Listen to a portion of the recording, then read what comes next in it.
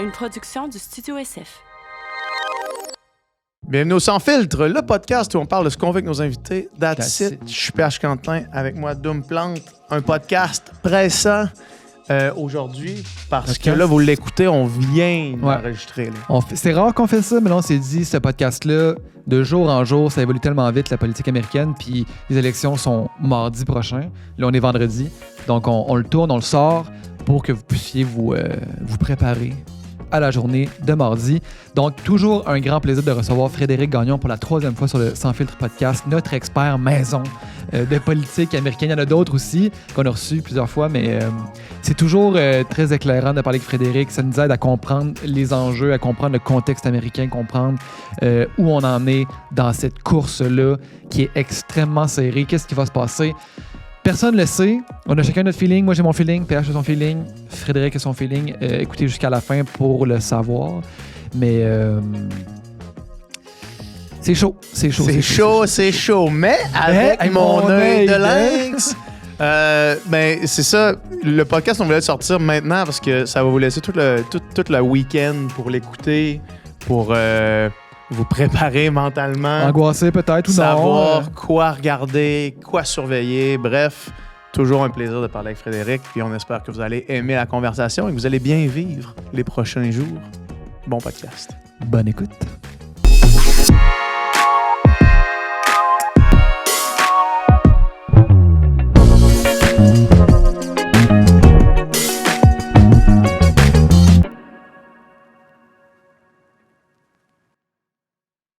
Cool. Ça roule? Oui, mais ça roule. Après ce préambule d'Iron Maiden, je sais pas si on va le laisser ou pas. Ben, c'est bon, Iron Maiden. Ouais, c'est vraiment bon. Merci beaucoup d'être là. C'est un grand plaisir, les gars. J'avais hâte à cette conversation-là parce que nous, la dernière fois qu'on a parlé de politique américaine sur le podcast, c'était avec Valérie, ta collègue. Ben oui. Et quand on l'a invité, on s'est dit, on va l'inviter parce que là, c'est tellement trop grand que nature, c'est tellement un shit show qu'un téléroman, un soap opera qu'on veut en discuter. Puis ça, c'était avant, la semaine avant le premier débat. OK, entre Biden puis Trump. Puis nous, on trouvait déjà que c'était fou, là. Là, le sujet de l'heure, c'est les procès de Trump. Exact. Puis là, c'est la plus grosse affaire. Puis on a oublié l'existence. Puis là, on était comme, voyons donc, ça n'a pas de bon sens qu'un candidat à la présidence soit dans des démêlés avec la justice comme ça. Puis là, après ça, ben là, il y a eu justement le débat, tentative d'assassinat, puis ben des péripéties. Le push contre Joe Biden. The rest is history. Oui, exact. Non, c'est ça. Là, on parlait de téléromans avant d'embarquer. Fait que toi, c'est ça. T'es dans ce téléroman-là à fond depuis des mois. Là, ben, c'est ça. Avant d'ouvrir les micros, là, on parlait d'House of Cards. C'est House of Cards x 1000. Si t'avais voulu écrire une série télé puis faire un sacré show... on aurait dit que c'était exagéré. Là. On exactement. Le débat, c'est le 27 juin. J'ai l'impression que ça fait 10 ans. Mais oui. Le débat Biden-Trump, on dirait que c'est même pas dans la même vie. c'est ça. Tu sais, comme les séquences, je me rappelle les images de Joe Biden qui est comme un peu mêlé, qui peine à terminer ses phrases. Puis là, l'autre bord, t'as Trump qui dit absolument n'importe quoi, mais c'est comme juste un souvenir lointain. Là.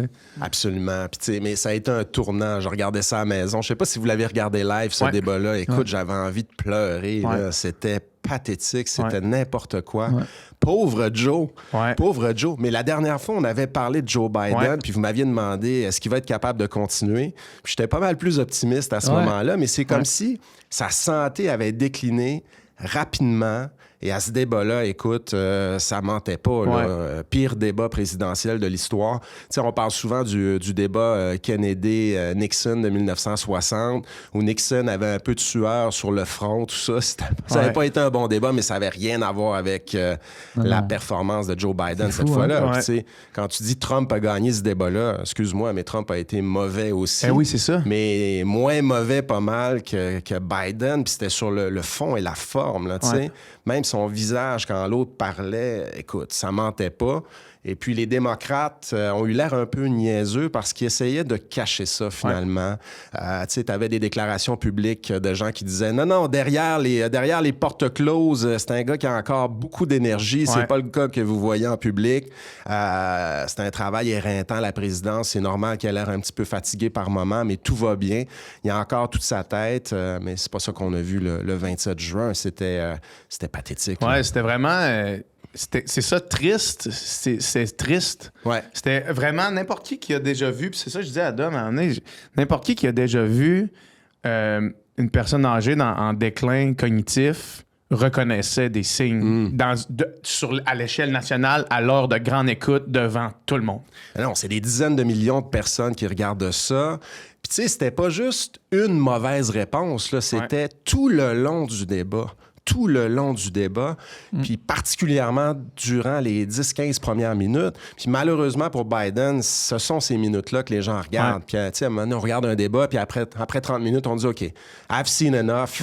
J'ai entendu ce que j'avais à entendre, j'ai vu ce que j'avais à voir. » Là, écoute, les gens qui ont changé de poste après 15-20 minutes, puis en fait, ça s'est pas amélioré par la suite. Et puis là, ben, à l'ère des médias sociaux, les clips circulent, la fameuse phrase, ça avait une We beat tête. Medicare, là, tu sais, Exactement. il finit sa phrase, il dit rien, puis là, pendant 10 secondes, silence radio, puis là, il bégaye We beat Medicare, alors que c'était comme pas en tout ça le champ de la Écoute, question. C'était incompréhensible. Puis je pense que la dernière fois que j'étais venu ici, je vous avais dit, Biden a un enjeu de bégaiement depuis qu'il est petit. Tu sais, je disais, ah non, des fois, c'est le bégaiement, tu sais, il est un peu mêlé dans ses pinceaux, mais c'est que les phrases sortent pas comme il faut, mais c'est pas nécessairement un déclin cognitif. Là, il y avait plus que le bégaiement à ce moment-là. C'était pas juste une phrase, c'était vraiment l'ensemble de l'œuvre, puis tu pouvais plus le défendre après. Puis en plus, en tout cas, les démocrates pouvaient pas dire « ça va bien ». Écoute, c'était pas impossible de cacher ça pantoute, maintenant. Là, C'est ça. Puis tu sais, dans les sondages, ça allait pas bien non plus. Ça allait pas bien.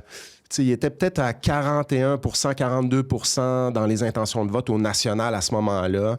Ça diminuait. Là, les démocrates qui sont aussi en élection la semaine prochaine, en fait, cette semaine, quand ça va être diffusé, se disaient... Ça va être diffusé tantôt. Ça va être diffusé tantôt. OK, parfait. Je savais pas. Okay. En tout cas, la semaine prochaine, donc, les démocrates disaient on va perdre notre siège parce que les gens vont nous punir d'être associés à toi, Uncle Joe. Donc, ça allait plus pantoute. Là. C'est une tristesse aussi que c'est comme ça le dernier souvenir qu'on a de ce gars-là qui a eu une carrière politique impressionnante quand même, là, puis vraiment importante, longue. Et il a été le plus jeune, je crois. Là, il était là... Oui, il est arrivé à... Je pense qu'il avait même pas 30 ans. En fait, il a été élu avant d'avoir 30 ans, puis il est arrivé au Sénat. En tout cas, il avait à peu près 30 ans. Très jeune, une longue carrière, tu sais. Puis oui, ça se termine un peu en queue de poisson. Ça va être encore pire, en fait, si Trump est réélu. Hein? Puis c'est fort possible, on va en reparler tantôt. Mais, tu sais, Biden est revenu en politique en 2020, pour la présidentielle de 2020, en se disant... j'ai l'impression qu'il faut que je revienne pour sauver la démocratie américaine. Je pense que je suis capable de battre Trump. J'aurais pu passer du temps avec ma famille, tout ça, mais j'ai décidé de revenir parce que la démocratie américaine est en jeu, puis je pense que je suis le candidat qui peut le battre. Il a eu raison. Sauf que là, la démocratie est encore en jeu si Trump revient à la Maison-Blanche. En fait, ce qu'on peut dire, c'est que Joe Biden a quand même eu la décence, en fait, de quitter. À un moment où c'était évident qu'elle allait perdre. Là. À moins d'une grande surprise, moi, je ne voyais pas comment il pouvait gagner cette élection-là. Puis c'est pas facile de quitter le pouvoir, là.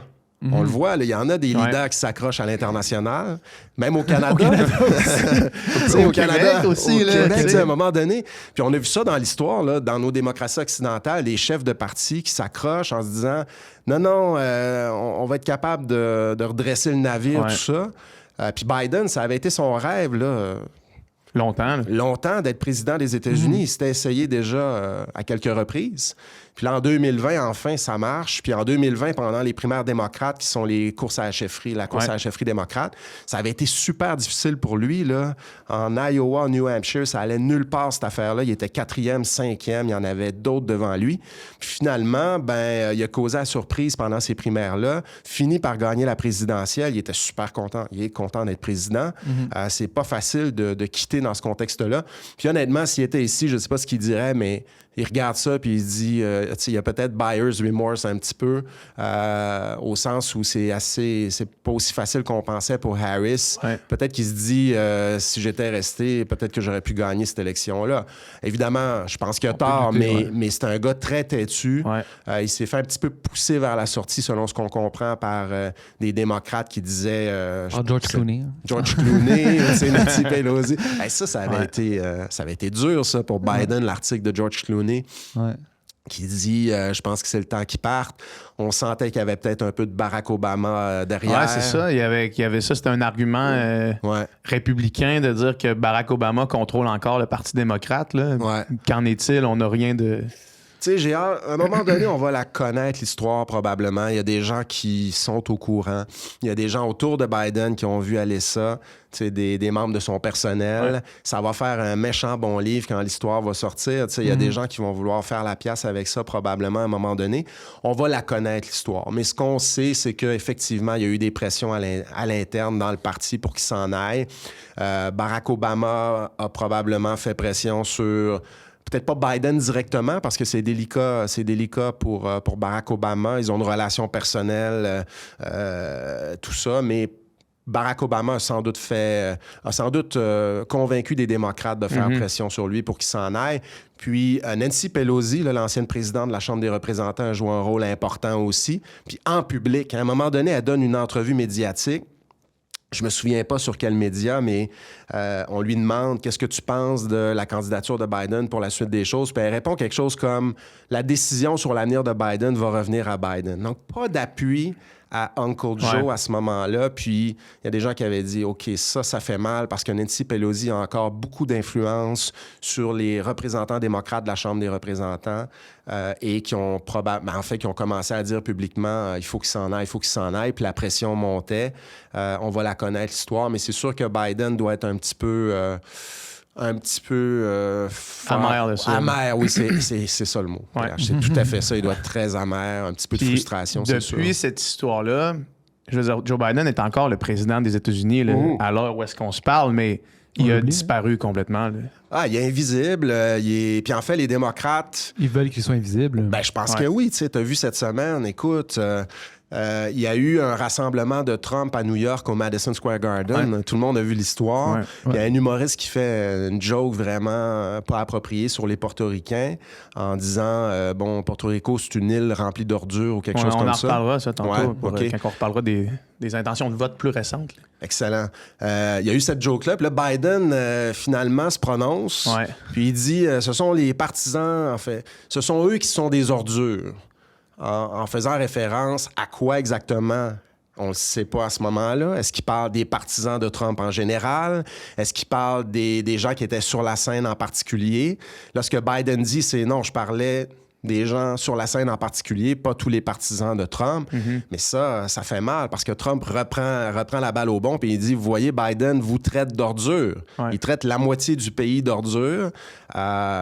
Puis c'est ça, là. Évidemment, Harris dit, non, moi, je suis une candidate pour tous les Américains, Américaines. Mais tu sais, cet épisode-là rappelle la fois où Clinton, en 2016, avait dit des partisans de Trump qui sont déplorables. Tu sais, ça avait fait mal à la campagne Clinton parce que Trump avait repris ça en disant « Vous voyez, les démocrates vous prennent de haut, ils disent que vous êtes des cons. » Puis là, Biden revient avec ça. Donc, tout ça pour dire que oui, il est invisible, mais la campagne démocrate de Harris-Walz veut, en principe... C'est délicat pour Harris parce qu'elle l'apprécie aussi, Joe Biden. Il l'a choisi comme vice-présidente, première vice-présidente noire de l'histoire. C'est quand même important sur le plan symbolique, sur le plan historique. Ils ont une relation personnelle très cordiale. Je pense qu'elle l'admire beaucoup. Mais là, il est un boulet dans cette campagne-là. Ouais. C'est un des présidents les plus impopulaires de l'histoire. Donc, elle doit se distinguer de lui. Donc, ils essaient de faire en sorte qu'il ne soit pas trop visible, effectivement. Là. Puis, pour au final... un des présidents les plus... Peut-être qu'on peut clore le sujet Biden avec cette question-là, mais un des présidents les plus impopulaires de l'histoire des États-Unis, mais son mandat, somme toute, s'est bien passé là, au niveau des politiques puis au niveau des États-Unis en général. Là. Bien, c'est ça qu'il dit. Et honnêtement, il y a du vrai là-dedans. il a réussi à convaincre le Congrès. Ce qui est difficile quand tu es président des États-Unis, entre autres, c'est de convaincre le Congrès d'aller de l'avant avec tes projets. Les réalisations législatives, comme on appelle. C'est un pays qui est super divisé au Congrès. Tu as une cohabitation politique en ce moment. Le Sénat est démocrate, la Chambre est républicaine. Mais même pendant les 2 premières années de Biden, avec 2 chambres démocrates, il n'y a pas eu tout ce qu'il voulait, mais il a quand même convaincu le Congrès d'aller de l'avant avec plein de projets qu'il avait à cœur. Le projet de relance des infrastructures, de gros investissements fédéraux pour procéder à la réfection des bâtiments et tout ça. Le gros projet d'investissement, l'Inflation Reduction Act, c'est un gros projet d'investissement de 400 milliards de dollars sur 8 à 10 ans pour attirer des investisseurs privés en sol américain dans le secteur des véhicules électriques. Il y a eu Northvolt au Québec, là. Ben, aux États-Unis. Il y a Northvolt au Québec. Encore, là. Il n'y a pas encore eu Northvolt. L'annonce. Ouais, c'est ça. Mais cette annonce-là, elle est directement liée à ce projet de Biden et du Congrès, l'Inflation Reduction Act. Puis, les investissements, c'est colossal, là, ça n'a rien à voir avec ce qu'on voit au Canada, mais pour qu'il y ait des Northvolt un peu partout en sol américain, mais pour attirer des investissements en sol américain là-dessus. Dans le secteur des énergies renouvelables, véhicules électriques, semi-conducteurs, pour la relance de l'économie américaine dans 8 à 10 ans, on voit déjà les effets de ça, mais on va les voir, les effets de ça. Ce sont des bonnes jobs en sol américain. Si Trump avait fait ça, il s'en vanterait aujourd'hui. Ouais, fait, oui, il y a des réalisations, mais tout est une affaire de perception. Exact. Et honnêtement, dans un pays où il y a beaucoup de désinformation sur les médias sociaux, où les gens... j'avais dit ça la dernière fois, la politique américaine, c'est un sport d'équipe. Là, tu prends pour ton équipe, et puis l'autre équipe fait jamais rien de bon. Là, et c'est un peu ça. C'est une affaire de perception. Puis les gens qui détestent Biden admettront jamais, même si dans leur fort intérieur, ils pensent qu'il y a eu des réalisations. Les gens qui le détestent diront ça a été une mauvaise présidence. Puis en fait, ce qui a fait mal, c'est l'inflation. Ouais. C'est l'inflation, la hausse du coût de la vie, comme ici, dans le fond. Comme ici, exact. Puis, ceux qui sont au pouvoir pendant une période inflationniste, c'est ça. Tu manges la marde à cause sans que ça soit de ta faute, là, tu sais. Ben c'est ça. Puis ici, les gens disaient « just inflation » pour dire Justin Trudeau est en partie responsable de l'inflation. Aux États-Unis, c'est Biden inflation, ou je sais pas. Mais le monde sur X qui trouve les surnoms des gens, ils devraient avoir des jobs dans des agences marketing, là, parce que c'est tout le temps trop bon. C'est tout le temps... Just inflation, c'est solide. Là. Ça marche, tu sais. Ça finit en yen, puis l'autre mot commence en yen. Ça tombe bien. Ouais. Mais c'est ça. Puis on voit ça dans plusieurs démocraties occidentales en ce moment. Les gens qui sont au pouvoir sont pointés du doigt par ceux et celles qui sont fâchés que la livre de beurre coûte plus cher, que l'essence coûte plus cher. Puis c'est vrai que l'inflation fait mal aux ménages américains pendant cette présidence de Biden, même si... Les autres indicateurs économiques là, sont vraiment encourageants. La création d'emplois, l'augmentation des salaires, qui n'a pas suivi la hausse du coût de la vie, mais qui dans quelques années, va paraître là, en fait, ça paraît... les ménages commencent à s'en rendre compte de ça, mais c'est comme si ça n'arrivait pas assez vite pour l'élection qui va se dérouler là. Fait qu'il a payé le prix de ça. Mais tu sais, il est moins populaire à ce stade-ci de sa présidence que Trump l'était à pareille date durant son premier mandat. C'est bien pour dire, là, tu sais. Puis il y a une espèce d'amnésie. Tu sais, les gens ont la mémoire courte. Il y a beaucoup de gens qui ont voulu oublier c'était quoi la présidence Trump, qui se disent aussi, j'ai l'impression que l'économie allait mieux parce que le coût de la vie était moins élevé. Il y a des gens qui ont une nostalgie de ça. Puis il y a aussi des gens qui disent, s'il n'y avait pas eu la COVID, Trump aurait eu un meilleur bilan. C'est comme ça, c'est pas tout le monde, mais il y a des partis. Tu sais, on a rencontré, on est allé, je suis allé à Manchester, au New Hampshire, pendant les primaires républicaines, là, à la fin janvier de cette année. Je suis allé à un rassemblement de Trump, puis on parle aux gens, puis tu sais, les gens l'aiment pour toutes sortes de raisons. C'était un bon show, il est vraiment drôle. Mais il y a aussi des gens qui disaient j'ai l'impression que l'économie allait mieux à ce moment-là. Ça coûtait moins cher. Puis effectivement, la pandémie nous a fait mal, mais Trump n'était pas responsable de ça. Fait que sa présidence aurait été meilleure. J'ai l'impression que sa présidence aurait été meilleure. J'ai envie de lui donner une deuxième chance, même si c'est un clown, même s'il dit des choses en étant conscient du personnage. Exactement. Puis il nous promet des baisses d'impôts. Ça revient aussi. Mais baisse d'impôts, mais j'entendais aussi, tu sais, baisse d'impôts peut être justement synonyme d'inflation. Là. Tu sais, si les gens ont plus d'argent dans leur poche, ils dépensent plus, ça crée de l'inflation. Tu sais, donc, c'est un peu une contradiction. Là, tu sais. Oui, c'est ça. Puis, tu sais, les tarifs que Trump promet, c'est inflationniste aussi. Ouais. Les droits de douane sur tout ce qui rentre aux États-Unis. Si, disons, il y a un 10 sur l'aluminium, il y a un 10 sur ci, un 10 sur ça. Ce que ça veut dire, c'est que le bien qui entre en sol américain, il y a un 10 de plus sur le coût de ce bien-là. Il coûte plus cher pour les consommateurs américains. Donc, c'est inflationniste aussi, les tarifs. Mais les gens vont pas... Il n'y a pas beaucoup de gens, en fait, je vais dire ça comme ça, qui vont dans le détail des programmes. Exact, c'est ça, c'était super intéressant, les gars. Si vous avez l'occasion de voir ça, je vous donnerai la source. Il y avait un article dans le Washington Post. J'ai oublié le nom de l'autrice de cet article-là, mais je pourrais le retrouver. Ils ont fait un test. Ils ont fait un sondage auprès des Américains-Américaines où on dit aux Américains-Américaines, OK, je vais vous présenter un certain nombre de propositions économiques. Ouais. OK, je ne sais pas si vous l'avez vu. Non. C'est super intéressant. Puis vous allez me dire... je ne vous dis pas qui propose qui fait ses promesses économiques. Je vous les présente, puis vous allez me dire de 1 à 6 si, selon vous, c'est une mauvaise chose, ce serait une bonne chose pour le pays, 1 à 5. Et puis, on ne met pas les noms des candidats.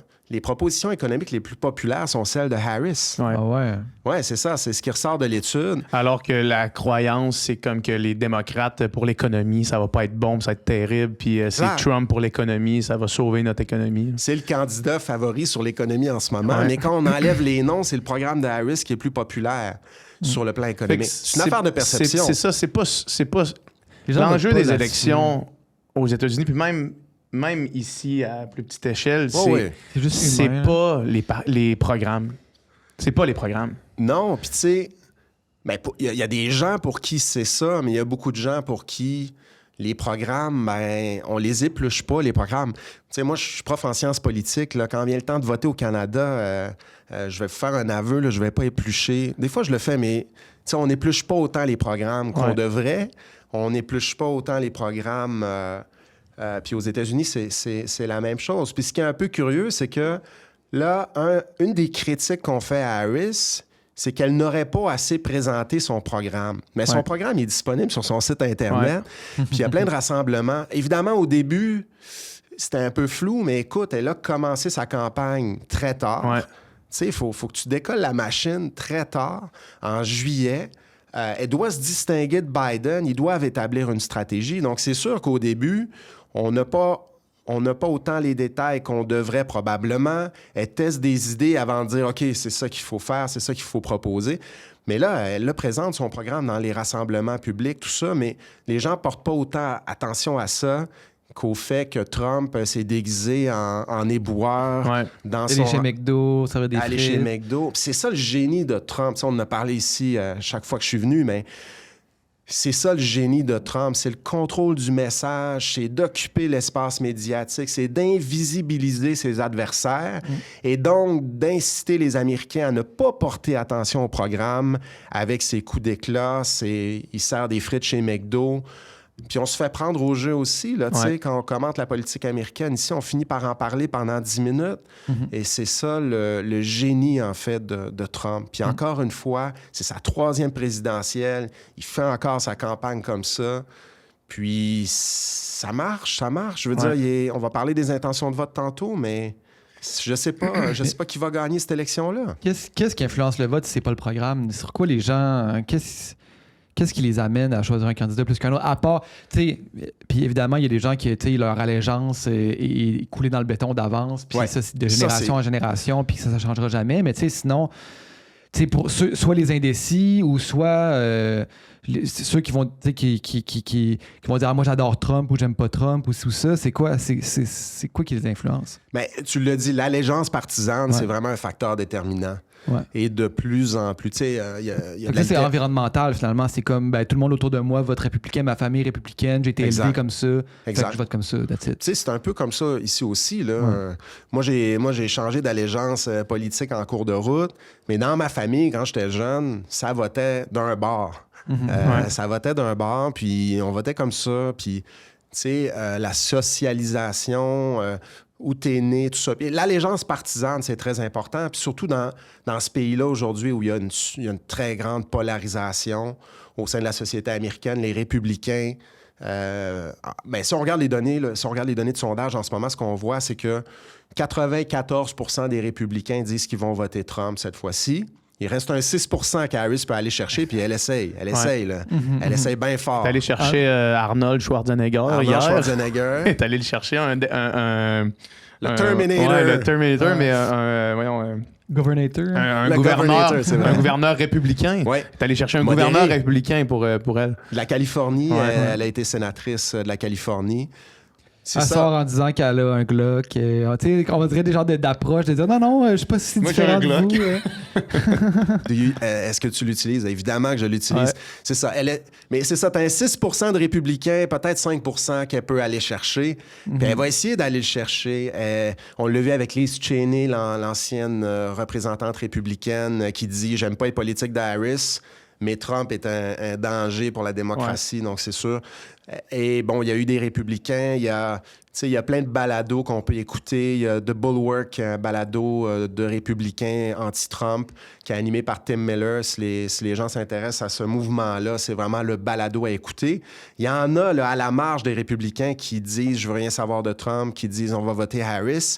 Mais sinon, l'allégeance partisane, c'est vraiment un des facteurs prédominants du comportement électoral. Pour ce qui est des démocrates, là, ce qu'on voit, c'est qu'il y a 3% de démocrates qui disent qu'ils vont voter Trump en ce moment. Mais tu sais, la très grande majorité des républicains, des démocrates vont voter pour leur équipe cette fois-ci. Puis tu sais, tu as un électorat indépendant qui est peut-être, ça dépend des sondages, 35% du vote quand même, 38% du vote. Mais là-dedans, ce qu'il faut dire, c'est que des vrais indépendants, là, qui disent « je peux voter pour un parti ou l'autre d'une élection à l'autre », c'est pas 38% de la société américaine, de l'électorat américain. C'est dur à évaluer. C'est peut-être un 10% de l'électorat. Puis en ce moment, dans certains États, les indécis comptent peut-être pour 3% du vote. Mais dans une élection super serrée, c'est ça qui compte.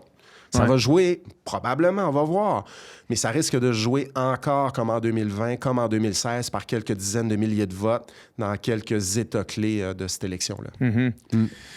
Moi, dans les derniers mois, puis la tendance, parce que quand Harris est arrivée comme candidate, ça a comme donné un gros coup sur les sondages. Là.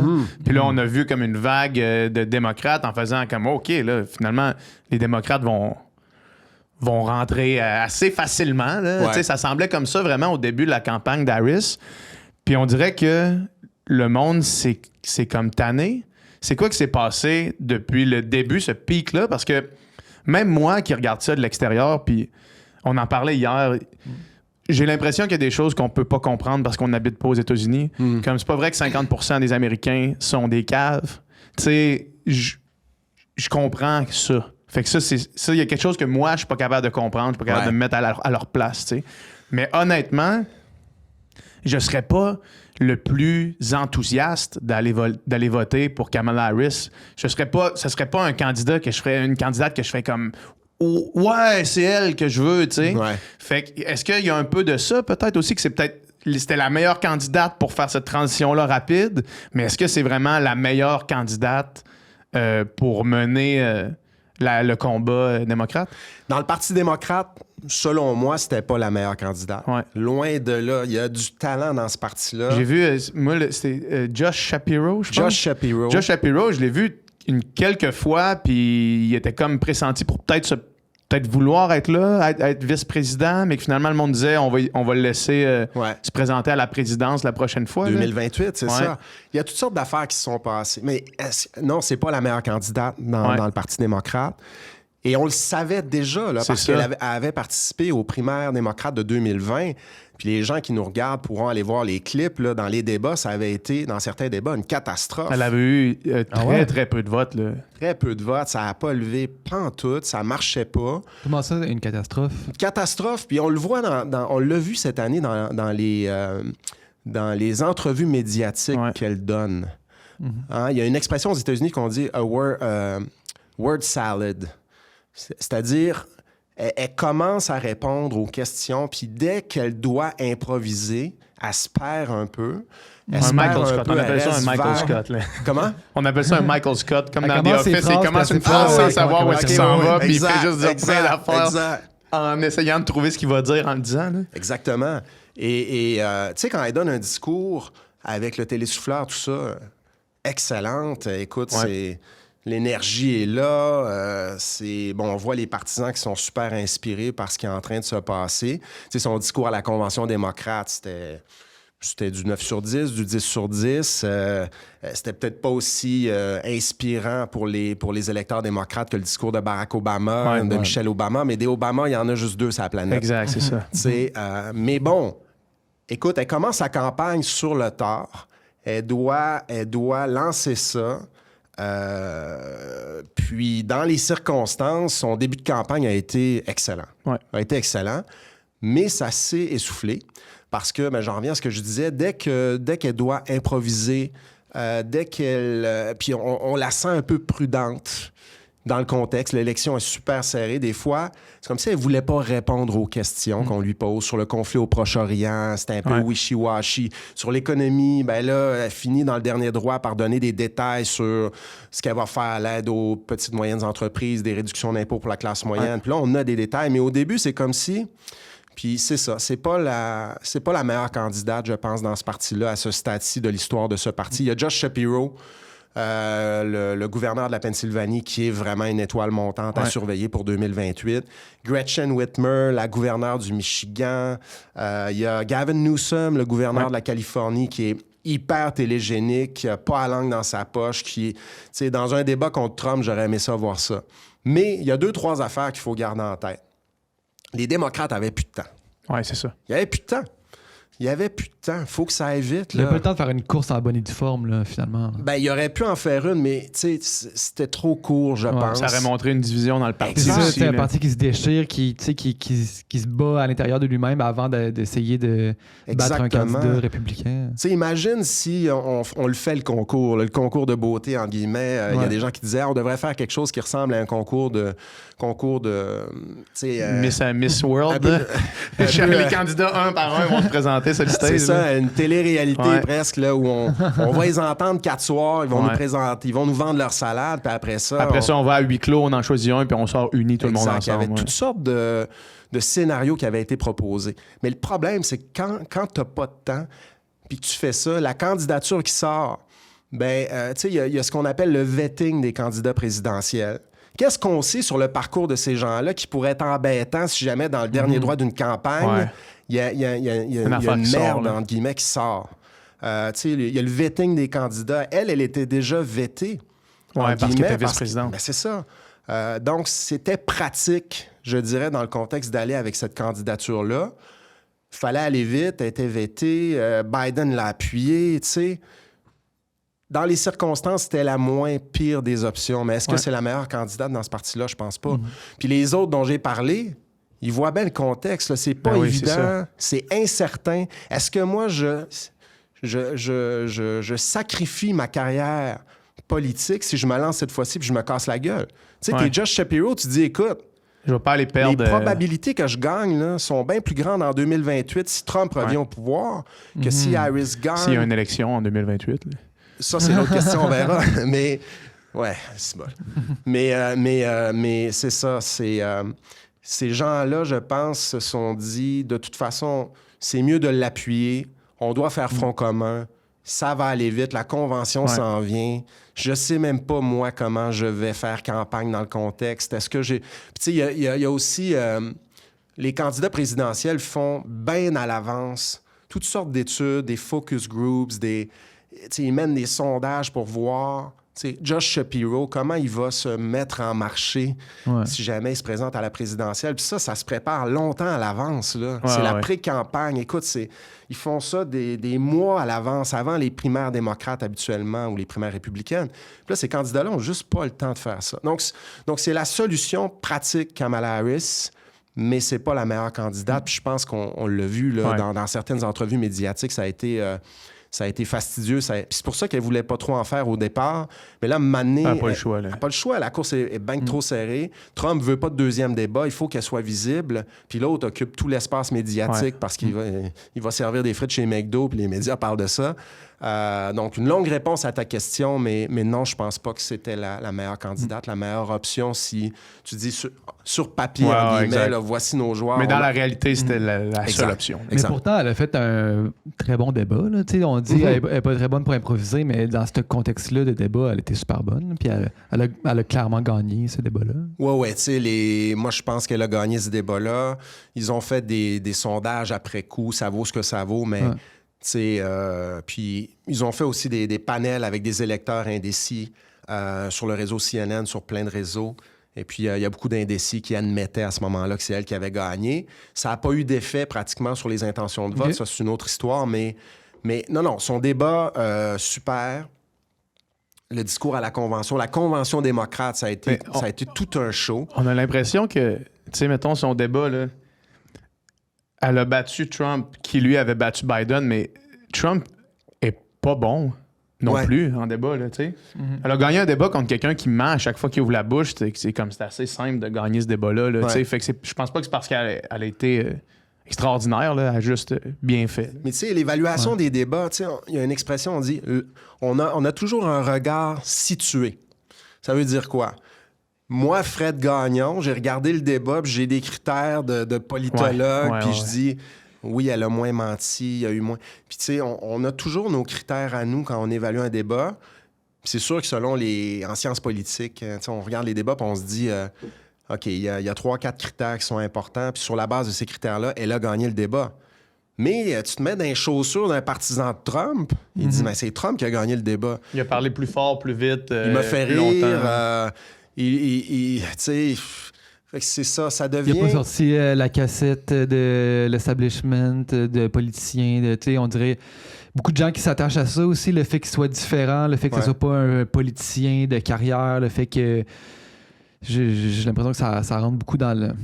Tu sais, il incarne le rejet des institutions, là, finalement. Là, exact. Puis tu sais, il y a des gens qui disaient, elle a perdu le débat parce que c'était évident que ses réponses étaient prêtes d'avance, tu sais. C'est la cassette, justement, tu sais. Mais elle a eu un super bon débat, super bonne campagne. Tu sais, Joe Rogan, vous le connaissez, là, c'est pas le plus grand fan de Kamala Harris, mais dans son balado au début de la campagne, il a fait super début de campagne, elle est impressionnante. On ne sait pas s'il va voter pour elle ou pour Trump, on ne sait pas, mais... En tout cas, pour avoir écouté juste par curiosité, des bouts, des extraits du podcast, parce que là, il a finalement reçu Trump, puis il a reçu J.D. Vance aussi hier. Oui, c'est vrai. Puis la manière que tu l'écoutes parler, il le dit pas, mais tu as l'impression d'entendre un républicain parler. Là. Je veux dire, il y avait beaucoup d'accords, là, beaucoup de comme on va dans le même sens. Beaucoup, avec J.D. Vance aussi, sur comme beaucoup d'enjeux, j'étais comme difficile d'imaginer ce gars-là voter des démocrates après. Ou bien il a juste comme aucunement profité de l'opportunité qu'il avait pour comme challenger les gens qui étaient devant lui, mais tu sais, c'était très consensuel comme conversation plus que dans le... C'était pas difficile. Pour ce qui est de Trump, il l'a un peu repris sur l'environnement. Il a reparlé évidemment du 6 janvier 2021. Le Roe v. Wade aussi. Ouais, tu sais, mais ouais, c'est ça. C'était complaisant par moment. C'est drôle parce que, excuse-moi... Puis Harris devait y aller, tu sais, puis finalement, elle ira pas, mais... Bon, en tout cas, on verra si elle y va ou pas. Mais tu sais, ce sont des millions de personnes qui écoutent ça, là. Ben oui. Tu sais, même s'il l'a pas challengé tant que ça, même si... Tu sais, écoute, les gens qui écoutent ça, c'est ça, Trump, c'est la visibilité à outrance, puis aller dans les balados... comment il s'appelle, le gars qui veut se battre contre Mike Tyson, les deux frères? Jake Paul. Ouais, c'est ça. Mais il y a tout fait les balados. Les bro balados. Exact, qui parlent à des jeunes hommes qui votent déjà républicains. Oui, sauf que deux affaires là-dessus. Ouais. Ils votent déjà républicains, mais est-ce qu'ils vont aller voter à l'élection? C'est ça la question. Tu sais, c'est vraiment le turn-out qui est important, la sortie du vote. Ouais. Donc, Parce que retourner dans ces balados-là, ça rappelle aux gens... Parce qu'il y a beaucoup de... Il y a eu plein d'écrits sur les hommes de 18 à 29 ans, dont beaucoup vont voter pour la première fois. Ouais. Qui s'intéressent peut-être pas beaucoup à la politique, mais tu veux que ces gens-là aillent voter. Non. Donc, Trump, en allant au balado de Joe Rogan, en allant au balado... à ces balados-là, leur rappelle qu'il y a une élection, leur rappelle que ce serait peut-être important d'aller voter. Et puis, il y a eu plein d'écrits sur des jeunes hommes de 18 à 29 ans qui sont très inspirés par la vision de la masculinité de Donald Trump. Ouais. Tu sais, des jeunes... Pourtant... Fuck the world. Non, mais fuck the world. On est écœuré, l'économie va mal, j'ai pas d'avenir, no future. Puis le Parti démocrate parle toujours d'avortement, jamais d'économie. Je te dis que c'est leur perception. Ouais, je comprends. Puis il y a une espèce de réaction à ce discours démocrate sur les droits reproductifs des femmes, puis le Parti républicain est mauvais sur l'avortement, puis des jeunes hommes qui disent « Et nous dans tout ça? Quel est notre parti? C'est quoi notre tente à nous? » Et quand Trump dit dans un rassemblement, il dit « Hey les femmes, je serai votre protecteur. » Où il fait monter sur le stage... une gang de gars blancs d'à peu près 18-19 ans, puis il dit « Il y a du muscle sur ce stage-là. Ils vont faire tomber le stage. Regardez-moi ces beaux hommes-là musclés. » Là, t'écoutes ça, t'es comme « Qu'est-ce qui est en train de se passer? En fait, c'est ça qui est en train de se passer. C'est pas anodin, c'est réfléchi. Il y a une stratégie pour faire sortir le vote des gens qui écoutent le balado de Joe Rogan, le vote des gens qui trippent sur Elon Musk, le vote des gens qui étaient très contents de voir Dana White, le président de la UFC, à la convention républicaine l'été passé, ou qui voient Trump dans un gala de la UFC aller s'asseoir là, regarder des combats extrêmes, qui disent « Moi, la politique, ça m'intéresse pas, mais ce gars-là, il me rejoint parce qu'il est dans mon monde à moi. » Ouais. Tu sais? Mais est-ce qu'on sait ce que ça veut dire? Parce que j'entends tout ça, mais tout cet électorat-là, c'est le même. Ouais. C'est les mêmes personnes. T'sais, le monde qui sont contents de voir Dana White, c'est les mêmes qui écoutent Joe Rogan, qui sont les mêmes qui écoutent Theo Von, qui sont les mêmes, c'est les mêmes personnes. Ouais. C'est tout un écosystème vraiment, les hommes 18-29 un peu perdus. Puis historiquement, eux autres, ils sortent pas voter. C'est ce que j'entendais hier cette semaine dans le podcast du New York Times. Mais est-ce que, tu sais, je comprends que là, c'est d'essayer de les faire sortir, mais est-ce qu'on a des marqueurs qui nous indiquent que ça fonctionne ou non? Bien, t'as raison, là, c'est un vote qui est pas fiable pantoute. Ouais. Ça, en fait, c'est dans Parce qu'on toutes peut nos imaginer le démocraties. gars de 19 ans qui est comme fâché contre l'establishment, mais qui est dans le sous-sol chez ses parents, puis qui n'ira pas voter. Là, ouais, t'sais. il va jouer, tu sais, je veux pas Il va jouer à aller de Fortnite, clichés, puis- mais ouais, tu sais. Ben, c'est des clichés, mais je veux dire, l'électorat est un cliché là, en tant que tel. Là, tu sais. Mais c'est C'est pas dans une grosse toutes journée nos- de Call of Duty, cette journée-là. c'est là, comme- puis il peut pas se déplacer. Là. dans toutes nos démocraties, ça c'est classique. Le vote des jeunes est pas le vote le plus fiable au monde. La sortie du vote des jeunes est toujours incertaine. Ouais. Plus incertaine que le vote des personnes retraitées, Ouais. par exemple. tu sais. Ouais. Ça, c'est démontré et tout ça. Mais là, Trump veut essayer de les mobiliser davantage. En tout cas, tu sais, on dit les jeunes hommes de 18 à 29 ans, ils sont pas tous... ils trippent pas tous sur Joe Rogan. Non, Puis, mais tu sais, t'as des jeunes hommes progressistes aussi, mais il y a une catégorie d'électeurs, les jeunes hommes de 18 à 29 ans, écœurés du système, qui aiment la façon Trump de faire la politique, que Trump veut faire sortir. Enfin, on vote déjà aux États-Unis, mais particulièrement le 5 novembre. Est-ce qu'on a des marqueurs? On va les avoir après l'élection. Ouais, C'est ben ça. oui, c'est ça. Mais il y a quand même des sondages qui démontrent. J'ai vu un article dans le New York Times là-dessus. Tu faisais référence à un balado. Peut-être que c'est le Daily. Là. Ouais, ben je sais pas si c'est le gars qui avait écrit l'article qui était là, mais en tout cas. Mais il y avait un article dans le New York Times qui disait qu'il y a des sondages qui démontrent que auprès des jeunes hommes de 18 à 29 ans, là, Trump a fait un bond dans les sondages. Ouais. Peut-être un 9 8 Grâce depuis ces balados-là ou ben par rapport à 2020. Ah, ok. Par rapport à la dernière fois.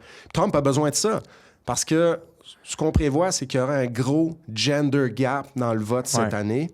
C'est-à-dire que Trump va perdre beaucoup de votes auprès des femmes, plus qu'en 2020, en raison de tout ce qui s'est passé sur l'avortement, les droits reproductifs. Donc, lui, il doit compenser, il doit aller chercher des votes ailleurs. Puis c'est pour ça qu'on le voit. Là, les gens ici au Canada, au Québec, disent « Mais qu'est-ce qu'il est en train de dire? Pourquoi il dit ça? » Il dit ça parce qu'il veut faire sortir certains votes, notamment le vote de ces gens-là. Est-ce que ça va marcher? On va voir. Mais, tu sais, quand il dit « Le rêve américain est mort », si Harris est élu, ce sera un bloodbath économique, l'hécatombe économique, vous n'avez pas d'avenir. C'est une vision qui a une certaine résonance auprès de ces jeunes-là qui voient leurs parents, qui se disent « je pense pas que je vais être capable d'avoir une meilleure vie que mes parents quand moi, je vais être rendu là. Ouais. Tu sais, je sais même pas où je vais travailler, je sais même pas si je vais être capable d'aller à l'université, surtout si les démocrates restent au pouvoir. Tu sais, j'ai pas accès à la propriété, je pourrais jamais acheter une maison. Tu sais, des discussions qu'on a ici aussi. Mais c'est ça que Trump essaie de faire, essaie d'aller chercher ce vote-là, entre autres. Je voyais un clip, excuse-moi, juste une mini parenthèse, je voyais un clip sur TikTok, c'est un de mes amis qui m'a envoyé ça, puis c'est un humoriste qui dit on entend souvent parler, tu sais, des startups qui startent dans des garages, tu sais, Apple dans un garage, après ça, t'as comme Tesla dans un garage, puis là, lui, il dit « Man, le garage, c'est ça le end goal, avoir un garage. » Moi, j'aurais jamais de garage. Tu n'entends jamais parler de la startup qui est partie dans la cuisine, qui était aussi la chambre à coucher. C'est très bon. L'image est excellente. Oui, c'est bon. C'est comme, man, avoir un garage, imagine avoir un garage, on magasine des condos, toi, en ce moment, à Montréal. Tu n'auras pas de garage. Avoir un garage, là, non, mais avec Minou, là, ça va finir par marcher. Avec Minou, je vais pouvoir me payer un garage un jour. Mais c'est ça qui est drôle. En fait, je m'en allais là aussi un peu. C'est comme particulier que Donald Trump se présente comme justement le parti, le candidat du vrai monde, puis du monde qui travaille fort, puis qui en arrache un peu, quand que lui, c'est un multi-milliardaire né de famille riche, complètement déconnecté finalement de la réalité de ce monde-là, des travailleurs. Oui, c'est ça. Mais oui, mais tu sais, toute l'histoire entourant le phénomène Trump, l'homme d'affaires, tout ça, en fait, son message, c'est de dire « Je me suis toujours battu contre le système. Puis si j'avais pas fait ça, j'aurais pas atteint les niveaux que j'ai atteints, en fait, comme homme d'affaires. Je serais pas rendu président, tout ça. » Et ce qu'il leur dit, c'est « On va continuer à se battre contre le système. Puis ça va vous permettre, vous, de vivre le rêve américain. » Puis là, il y a Elon Musk dans l'histoire qui fait toujours un doigt d'honneur à tout le monde sur les médias sociaux, qui dit... Puis tu sais, c'est un peu... mais oui, c'est... Est-ce que c'est la réalité, ça? Ben, évidemment qu'on peut remettre ça en question. Tu sais, Trump a eu un coup de main au début. Il y avait le garage, lui, pour décoller ce qu'il a décollé. Il y avait plus qu'un garage. Une couple de millions de ses parents, là. Ouais. Mais, puis au fond, il y a beaucoup de gens qui disent, je comprends bien, là, que... Je comprends tout à fait ça, que c'est plus compliqué que ce que Trump nous dit. Mais avec les autres, ça va être encore pire. Ça va être encore plus difficile avec les autres. C'est plus difficile avec Biden en ce moment, le coût de la vie. Je peux pas m'acheter un garage. Il coûte 3 fois ce qu'il coûtait avant que Biden soit là. Fait que quelle est ma meilleure option? C'est peut-être de revenir avec Trump. Je sais bien qu'il dit... Souvent, il dit des choses qui... Ça n'a ni queue ni tête. Mais c'est un gars qui se bat contre le système, qui veut défaire... Dans ce système-là, ce qui nous empêche d'avoir le garage, Cette image-là va rester, j'ai l'impression. Très bonne. C'est vraiment bon. J'aime vraiment ça. Ouais. Vraiment, je me l'approprie pas, puis je la vole. C'est un humoriste américain qui l'a fait. C'est trop PH à Radio-Canada, prochain panel. Comme PH, tu sais, comme le dit PH. Moi, c'est ça, avec les sondages serrés, puis... l'idée de Trump puis du danger à la démocratie qu'on a quand même martelé beaucoup dernièrement, dans les dernières années depuis le 6 janvier, j'étais un peu anxieux avec les élections qui arrivaient. Je me disais, tu sais, quel bord ça va prendre? Parce que Trump dit tellement des énormités. Il est tellement drastique. Les followers de Trump, il y a des groupes dangereux, réellement, d'extrême droite, qui pourraient prendre les armes. Qui l'ont déjà fait. Ils l'ont déjà fait, fait que ça pourrait se reproduire. Puis si les élections sont serrées, on ne sait pas qu'est-ce qui va arriver. Mais j'ai quand même atteint une certaine paix d'esprit Zénitude! suite à l'entrevue de J.D. Vance avec le New York Times. OK. Parce que Pourquoi? J.D. Vance, parce que, tu sais, mettons, en politique, en général, il y a des idées que je peux juste pas comprendre. Fait que, tu sais, d'arriver sur un stage puis dire que les États-Unis sont gouvernés par des childless cat ladies, c'est comme une insulte qui sert à rien, qui amène nulle part, qui avance pas le débat. Mais aussi en politique, il y a des idées que je peux comprendre avec lesquelles je suis pas d'accord. Puis quand il va sur le balado du New York Times, la fille du New York Times, je me rappelle plus c'est qui, c'est quoi son nom, mais elle y remet ces affaires-là d'en face. Puis elle demande... C'est quand t'as dit le commentaire des Childless Cat Lady, c'était quoi? Puis là, lui, il dit, ben là, évidemment, j'aurais pas dû dire ça. Puis il revient sur ses paroles, il dit c'était une erreur. Après ça, est-ce qu'il pense pour vrai quand il parle à sa crowd et il veut motiver les troupes en utilisant ces termes-là? Mais après ça, il explique qu'est-ce qu'il voulait dire quand il a exprimé ça. Il explique son point de vue, que là, aux États-Unis, lui, il a l'impression qu'on a une vision anti-famille, puis que suffit d'être dans un avion pour voir comment les gens regardent le bébé qui pleure, pour comprendre qu'on éloigne les enfants de la vision. Puis il dit, je pense pas que c'est une vision qui est durable pour une société. Puis après ça, il se met à parler de les gens qui veulent pas avoir d'enfants par souci écologique. Il dit, moi, je pense pas que c'est une vision qui est... Tu sais, parce qu'il avait dit, c'est des gens psychotiques, je pense qu'ils avaient appelé, les gens qui voulaient pas avoir des enfants par raison politique. Les personnes éco-anxieuses. Mais là, il recule sur son point, puis il dit, mais je pense pas que c'est une vision durable de la société. Puis c'est des idées que je comprends, puis qui sont nuancées, puis avec lesquelles je peux ne pas être en accord. Tu sais, je veux dire, je peux penser que quelqu'un qui veut pas avoir d'enfant pour des raisons écologiques, c'est pas un débile.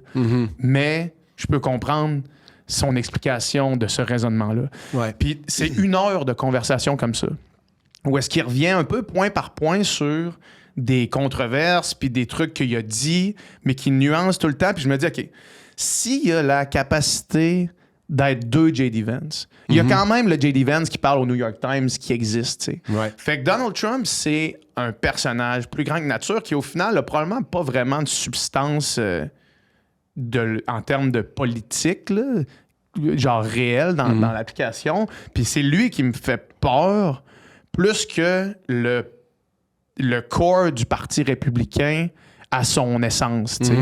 Puis j'aimerais ça avoir ton opinion là-dessus. T'sais, est-ce que vraiment Donald Trump est le master of puppets de tout le Parti républicain, tout le monde mange dans sa main, ou est-ce que s'il arrive au pouvoir, ça se peut qu'au final, on ait fait trop de cas du danger à la démocratie, puis qu'au final, il peut pas juste prendre toutes les décisions qu'il veut. Je sais pas si ma question fait du sens, parce que c'est tout à fait clair. En pensant à J.D. Vance, je me dis, il a pas l'air de l'espèce de... Genre, je le compare, il a pas l'air d'un fasciste là, quand il parle assis pendant 1 heure, une conversation, tu sais. Ouais. La question... Non, c'est vraiment intéressant. Puis oui, J.D. Vance... Il y a 2 J.D. Vance, c'est ça que le monde dit. Il y a 8 J.D. Vance. Il y a 8 J.D. Vance. Il est extrêmement habile. Il a dit tout et son contraire dans sa carrière politique jusqu'ici. Ouais. Mais oui, il y a une réflexion de J.D. Vance, qu'on soit d'accord ou pas. Il est capable d'aller dans le détail. Il les comprend, les nuances. Il les comprend. Après ça, une fois que ça s'est dit, il y a de l'ambition personnelle, il y a de l'ambition politique, il y a des choses qu'il fait qui visent cet objectif-là, d'être aimé de Trump pour être le colistier, ces choses-là. Mais pour répondre à ta question, je dirais 2 choses. Si Trump est élu, il va y avoir un J.D. Vance dans cette administration-là qui va, derrière les portes closes, exprimer des idées comme celle-là dans les discussions qu'ils vont avoir. Mais moi, j'ai hâte de voir qui seront les autres personnes dans l'équipe de Trump. Parce que tu as des gens beaucoup moins nuancés, beaucoup plus, tu sais, qui ont vraiment une vision sur l'immigration, l'expulsion massive des migrants non documentés. Tu as des gens... Bon, Steve Bannon est sorti de prison récemment, tu as des Steve Bannon qui sont beaucoup plus jusqu'au boutiste, qui vont moins dans la nuance, tout ça. Donc, qui seront les gens autour de Trump quand il va être élu? Et Trump écoute qui dans cette administration-là? Ça, c'est l'autre question, parce que durant sa première administration, il y a des gens qui n'écoutaient pas du tout, puis quand les gens ne lui étaient plus loyaux, il est sacré dehors. Donc, J.D. Vance, à un moment donné, s'il exprime des idées qui ne font pas l'affaire de Trump, là, peut-être qu'il ne se fera pas sacrer dehors, mais quelle sera la relation entre ces deux-là? Quelle sera l'influence d'un J.D. Vance sur Donald Trump qui dit souvent « Je comprends mieux les enjeux que tout le monde à peu près, que les experts, tout ça. » Puis, au fond, Trump aime les gens qui disent « Yes, man. » Oui, exact. C'est ça. Mais pour ce qui est des risques à la démocratie, oui, je pense qu'il y a des exagérations de la part de ceux qui disent que ça va être la fin du monde si Trump est réélu. Parce que, tu sais, on le voit, là, ce que J.D. Vance font en ce moment, c'est qu'ils essaient de gagner une élection par tous les moyens possibles. Tu sais, J.D. Vance a dit quelque chose d'intéressant sur les migrants à Springfield, en Ohio, qui mangent des chats et des chiens. Ouais. À un moment donné, bon, cette histoire le sort. Est-ce que c'est vrai? C'est-tu vrai? C'est-tu pas vrai? J.D. Vance, à un moment donné, dit quelque chose comme... Même si c'est pas vrai, si cette affaire-là me permet d'attirer l'attention de la société américaine sur un enjeu que je juge important, ben j'aurai atteint mes objectifs. Tu sais, il y a un peu cette réflexion-là. C'est terrible d'utiliser le mensonge, finalement, ou la fausseté pour attirer l'attention sur quelque chose. Oui, ben... Ce que je suis en train de dire, c'est qu'ils ont un objectif en ce moment, c'est de gagner une élection. Puis Trump, ça a toujours été ça. Je veux dire, en 2016, Roger Stone était un de ses conseillers, puis il y a un documentaire sur Roger Stone disponible sur Netflix, puis c'est intéressant à écouter parce qu'il dit « On va gagner l'élection par tous les moyens. On violera pas les lois, finalement. Ils l'ont fait aussi. Mais on va gagner l'élection par tous les moyens. » Tu sais, il y a un certain cynisme politique. Je vais dire ça comme ça. La fin justifie les moyens, mais écoute... Ce qu'ils veulent, c'est gagner. Puis,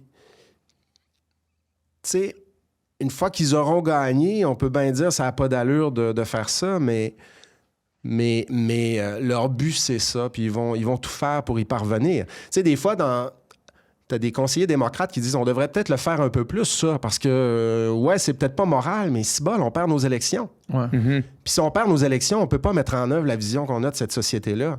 J.D. Vance, ce que tu disais, je pense qu'il y a des convictions...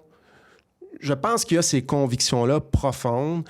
Ça, j'y crois. Je pense qu'il y a une vision sur la famille. Je pense qu'il y a une vision sur l'éco-anxiété. Je pense qu'il est sincère sur ces enjeux-là. Et si son objectif, c'est de faire en sorte de changer la société sur ces questions-là, ben, il faut qu'il ait le pouvoir. Pour avoir le pouvoir, mais il va faire ça. T'sais.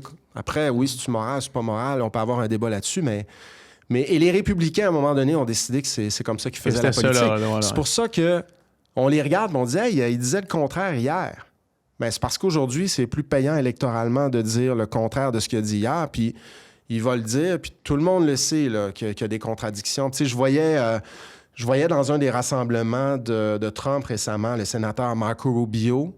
Tu sais, Trump et lui se sont engueulés, ils se sont détestés, mais Marco Rubio est encore là. Parce qu'il se dit quoi? Ben, je suis mieux d'être du bon côté de l'histoire que de ne pas avoir le pouvoir la prochaine fois. Tu sais. Il y a de ça. Les démocrates le font peut-être pas assez. Moi, j'ai entendu des démocrates me le dire là, dans les entrevues qu'on a fait avec eux. Ben, ils sont ratoureux, les républicains, mais nous, on l'est peut-être pas assez. Peut-être qu'on devrait le faire davantage pour gagner nos élections. Tu sais. Mais en même temps, je veux dire, cette attitude-là fonctionne avec l'électorat républicain. Est-ce que ça fonctionnerait avec l'électorat démocrate? Peut-être moins. Là, tu sais. Ouais, non, c'est une bonne question. Puis, tu sais, peut-être moins. Tu sais, puis on regarde l'évaluation que les gens font de ces candidatures-là, Harris et Trump, puis on dit il y a des doubles standards où on les évalue pas de la même façon. Ouais. Tu sais, Biden fait une petite erreur. J'ai parlé de ça au début du balado. Puis là, écoute, c'est la catastrophe. Puis dans le camp démocrate, on dit, il y a des gens qui disent ça n'a pas d'allure, on peut pas lui pardonner ça, il va nous faire perdre l'élection. Écoute, Trump en fait tous les jours des choses comme ça. Mais dans le Parti républicain, on accepte ça, on n'évalue pas Trump de la même façon parce qu'on se dit, écoute, c'est très étrange comme façon de faire, mais il a gagné en 2016, il a failli gagner en 2020. Puis encore, il va peut-être gagner cette fois-ci avec cette façon de faire la campagne. De toute façon, on ne pourra pas le contrôler, Trump. Là. Il y a des conseillers au début de sa campagne qui ont dit à Trump, parle un peu plus des enjeux, parle du bilan de Biden, c'est un bilan catastrophique, les gens sont fâchés contre Biden, parle de ça, dis que Biden est mauvais sur l'économie. Puis là, il y a le télésouffleur, commence à en parler un peu, il décroche du télésouffleur, puis... Il se met à danser pendant 40 minutes. Écoute, Écoute, j'ai jamais vu une affaire de même. Puis à chaque fois, ça fait 3 fois que je viens ici, puis ça fait 3 fois que je vous dis... J'ai jamais vu ça. Puis à chaque fois que je reviens, je dis, ben ça, je l'avais pas vu encore. Ouais. Mais quand il fait ça, au fond, c'est sa façon de toujours ramener les projecteurs médiatiques sur sa personne. CNN a parlé de ça pendant toute la journée cette fois-là. Pendant qu'on parle de ça, on parle pas du reste. Toutes les Open de toutes les late shows. Exact. C'est Donald Trump qui danse YMCA. En fait, qui danse YMCA, qui sait pas trop comment danser YMCA, là. Mais c'est ça, pendant toutes les Open, que ce soit Jimmy Kimmel, que ce soit Colbert, que ce soit The Late Show, c'est tout ça. Tout Donald Trump pendant 15 minutes en Open. Puis ça, là, cette visibilité-là, ça a une valeur monétaire. Ça, c'est... On l'avait quantifié ça en 2016. On va le faire encore après cette élection-là. La publicité gratuite, le temps d'antenne gratuit pour Trump. Et écoute, c'est sans commune mesure, évidemment, avec la visibilité de Harris. Ben oui. Puis là, en ce moment, si on va sur le site opensecrets.org, on peut voir l'argent dont disposent les deux équipes, Harris et Trump, en ce moment, pour finir la campagne. Puis tu sais, Harris... l'équipe de Harris, juste le comité de campagne de Harris avait ramassé hier plus d'1 milliard de dollars. Ouais. Trump est à 400 millions, son équipe et lui. Tu sais, ça n'a rien à voir, mais il compense avec ça. Parce qu'Harris, elle utilise cet argent-là pour payer pour les publicités télévisées. Tout ça, ça coûte cher dans les états clés de l'élection. Pendant une game de football, ça coûte une fortune. Trump en achète aussi. Ils en achètent aussi des publicités, mais sa visibilité... Elle est maximisée par ça. Ouais. Puis ça lui permet de gagner des élections sans avoir autant d'argent que le camp adverse. Puis en 2016, ça avait été ça aussi. Ouais. En 2020, même chose, les démocrates avaient plus d'argent. Ils avaient perdu cette fois-là. Tu sais, c'est pas automatique non plus. Mais c'est une stratégie... Il y a de l'improvisation, mais il y a une réflexion derrière ça aussi. Ouais. Ouais. Mais c'est ça, j'ai l'impression qu'il y a une réflexion large, puis une improvisation... au moment même. Oui, tout le temps. Là, c'est sûr. Ça a l'air beaucoup de ça. Là, mais tu sais, la mise en scène sur le truck à vidange, ils ne l'ont pas fait en live. Ils ont pensé avant ou d'aller au McDo. Ouais. Mais en live, ça arrive souvent qu'il fait des trucs un peu comme ça. Mais il le fait parce que c'est lié à une stratégie éprouvée, selon lui, qui est de dire, bon, on va y aller de la petite phrase un peu... c'est de la phrase qui étonne, de la phrase qui surprend. Pour détourner l'attention d'une bévue, d'une connerie qu'on a fait la veille, dont les médias parlent, et pour détourner l'attention de Harris, qui a donné un sacré bon discours à Washington, selon bien des gens. On n'a pas vu passer ça. On a entendu parler de Madison Square Garden à tous les jours depuis que c'est arrivé. Ouais. Puis j'ai pas vu le discours de Harris. Non, puis tu sais, il y a eu on l'a vu un peu, puis après, il y a eu la bévue de Biden sur les ordures, puis tu sais, on a probablement toute une réflexion à faire sur la couverture médiatique de nos élections. Tu sais, au Canada, on n'en est pas là, mais tu sais, les démocraties évoluent vers ça. Tu sais, la politique spectacle à outrance, puis... on a reçu Yves-François Blanchette ici, puis il disait il disait que le Parlement, c'est un cirque maintenant. Ouais. Il disait que lui, quand il a commencé en politique, c'était possible d'avoir des échanges, mais que maintenant, c'est des gens qui se crient des mensonges, puis que c'est un cirque, qu'il n'y a rien qui se passe. Tu sais, aux États-Unis, c'est comme ça depuis longtemps, c'est comme ça puissance 1000. Puis c'est dommage, là. Tu sais, on parle de l'érosion de la démocratie aux États-Unis, mais si au Canada, on n'est plus capable d'avoir de discussions de fond dans nos législatures et que ça va grandissant, ben oui, on a une réflexion à faire sur l'avenir de notre propre démocratie ici. Et j'ai hâte de voir nos élections. On va en avoir aussi au fédéral. J'ai hâte de voir le ton des discussions, les publicités électorales. Habituellement, c'est moins inquiétant que ce qu'on voit aux États-Unis, mais ce qui se passe aux États-Unis, ça a un effet sur la manière dont on fait nos campagnes aussi. Il y a des stratégies qui marchent aux États-Unis. Je peux pas croire que les experts disons, les conseillers de campagne électorale au Canada, ils regardent ce qui se passe aux États-Unis, puis je peux pas croire qu'ils s'inspirent pas des façons de faire américaines. Ben, en fait, il y a des études qui démontrent que c'est le cas. On entend souvent que Donald Trump a la fibre fasciste. Là. Puis Kamala Harris l'a même traité de fasciste là, il y a pas longtemps, après qu'il ait dit que ça y prendrait des généraux, des généraux comme Hitler avait, là, ce qui est quand même complètement débile comme chose à dire. Là. Ouais. Mais toi, mettons que si aux États-Unis, il n'y avait pas des remparts pour protéger la démocratie, un Donald Trump qui vient au pouvoir, penses-tu que ça devient une dictature? Il a un côté autoritaire, tu sais, c'est un... Il a envie de ça, lui, personnellement, c'est sûr. Ça lui parle. C'est sûr et certain. Ça lui parle, il admire... Poutine, il les admire. Il admire les chefs d'État forts.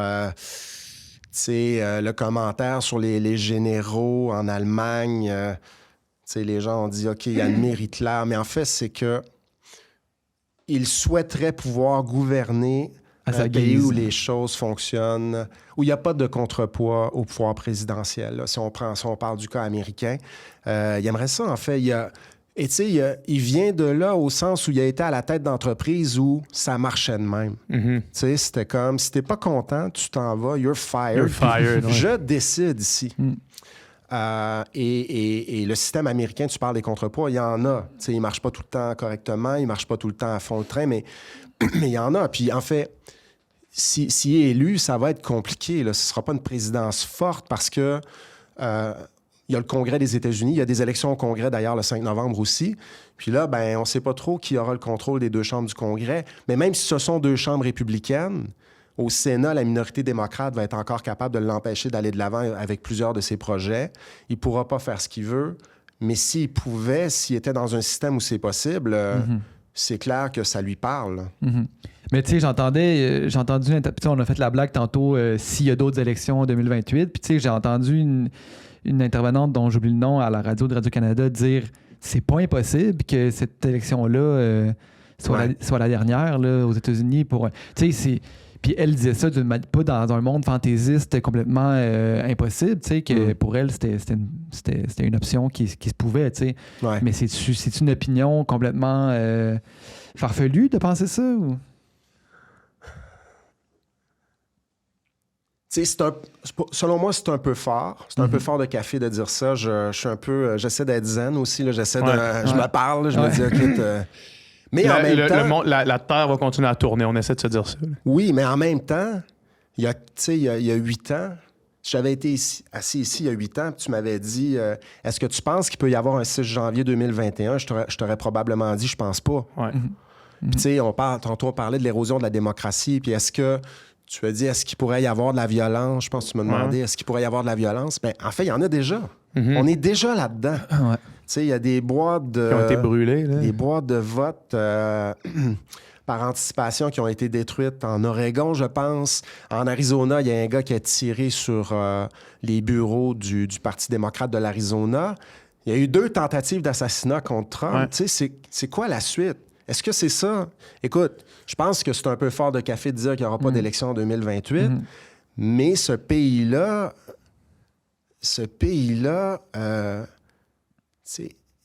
on voit des choses dans ce pays-là que j'aurais pas cru possible il y a 4 ans, il y a 8 ans. Puis, what's the end game? Honnêtement, je sais pas. Je sais pas. Puis, qu'est-ce qui se passe après cette élection-là si c'est super serré? Puis même si Trump gagne et que c'est super serré, je sais pas ce qui se passe. Qu'est-ce que font les autres groupes C'est ça que j'entendais. Encore une fois, j'ai écouté beaucoup le balado du New York Times dernièrement, puis qui est un balado ou un média historiquement démocrate, puis du moins tendant vers la gauche, là, fait que leur perspective est toujours en garder ça en tête. Mais même eux disaient, le Parti démocrate a changé beaucoup, puis c'est pas dit qu'est-ce que les groupes de gauche vont vouloir faire si c'est serré puis que Trump gagne. Tu sais, c'est pas juste les républicains qui pourraient s'opposer au résultat du vote. Tu sais. Exact. Il y a un super article de Robert Pape dans une revue qui s'appelle Foreign Affairs, le dernier numéro de Foreign Affairs. C'est un article sur la violence politique aux États-Unis.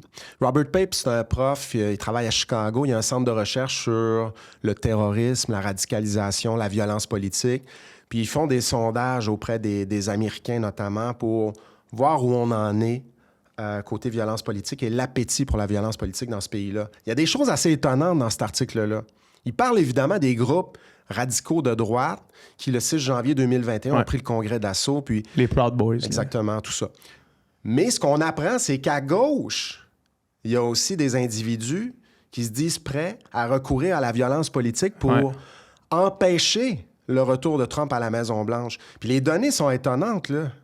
Il y en a, bon, il dit, il y a 10 % selon nos sondages, je pense qu'il y a 10 % il y a 10 % de gens aux États-Unis, puis là, il dit en millions de personnes, c'est genre 26 millions de personnes ou quelque chose comme ça, 10 % de gens qui disent qu'ils seraient prêts à recourir à la violence politique pour empêcher Trump de revenir au pouvoir. Puis t'as 8 % de gens qui disent au contraire qu'ils seraient prêts à recourir à la violence pour permettre à Trump de revenir au pouvoir. Mais c'est le même nombre d'individus d'un bord et de l'autre. Ouais. Ce qu'il dit, c'est qu'il y a plus de gens à droite qui ont des armes à feu C'est ça l'affaire. que de gens à gauche qui ont des armes à feu. C'est ça l'affaire. Mais il y a quand même, selon leurs statistiques, des gens à gauche qui ont des armes à feu aussi. Ouais. Donc, mais t'as ça des deux bords.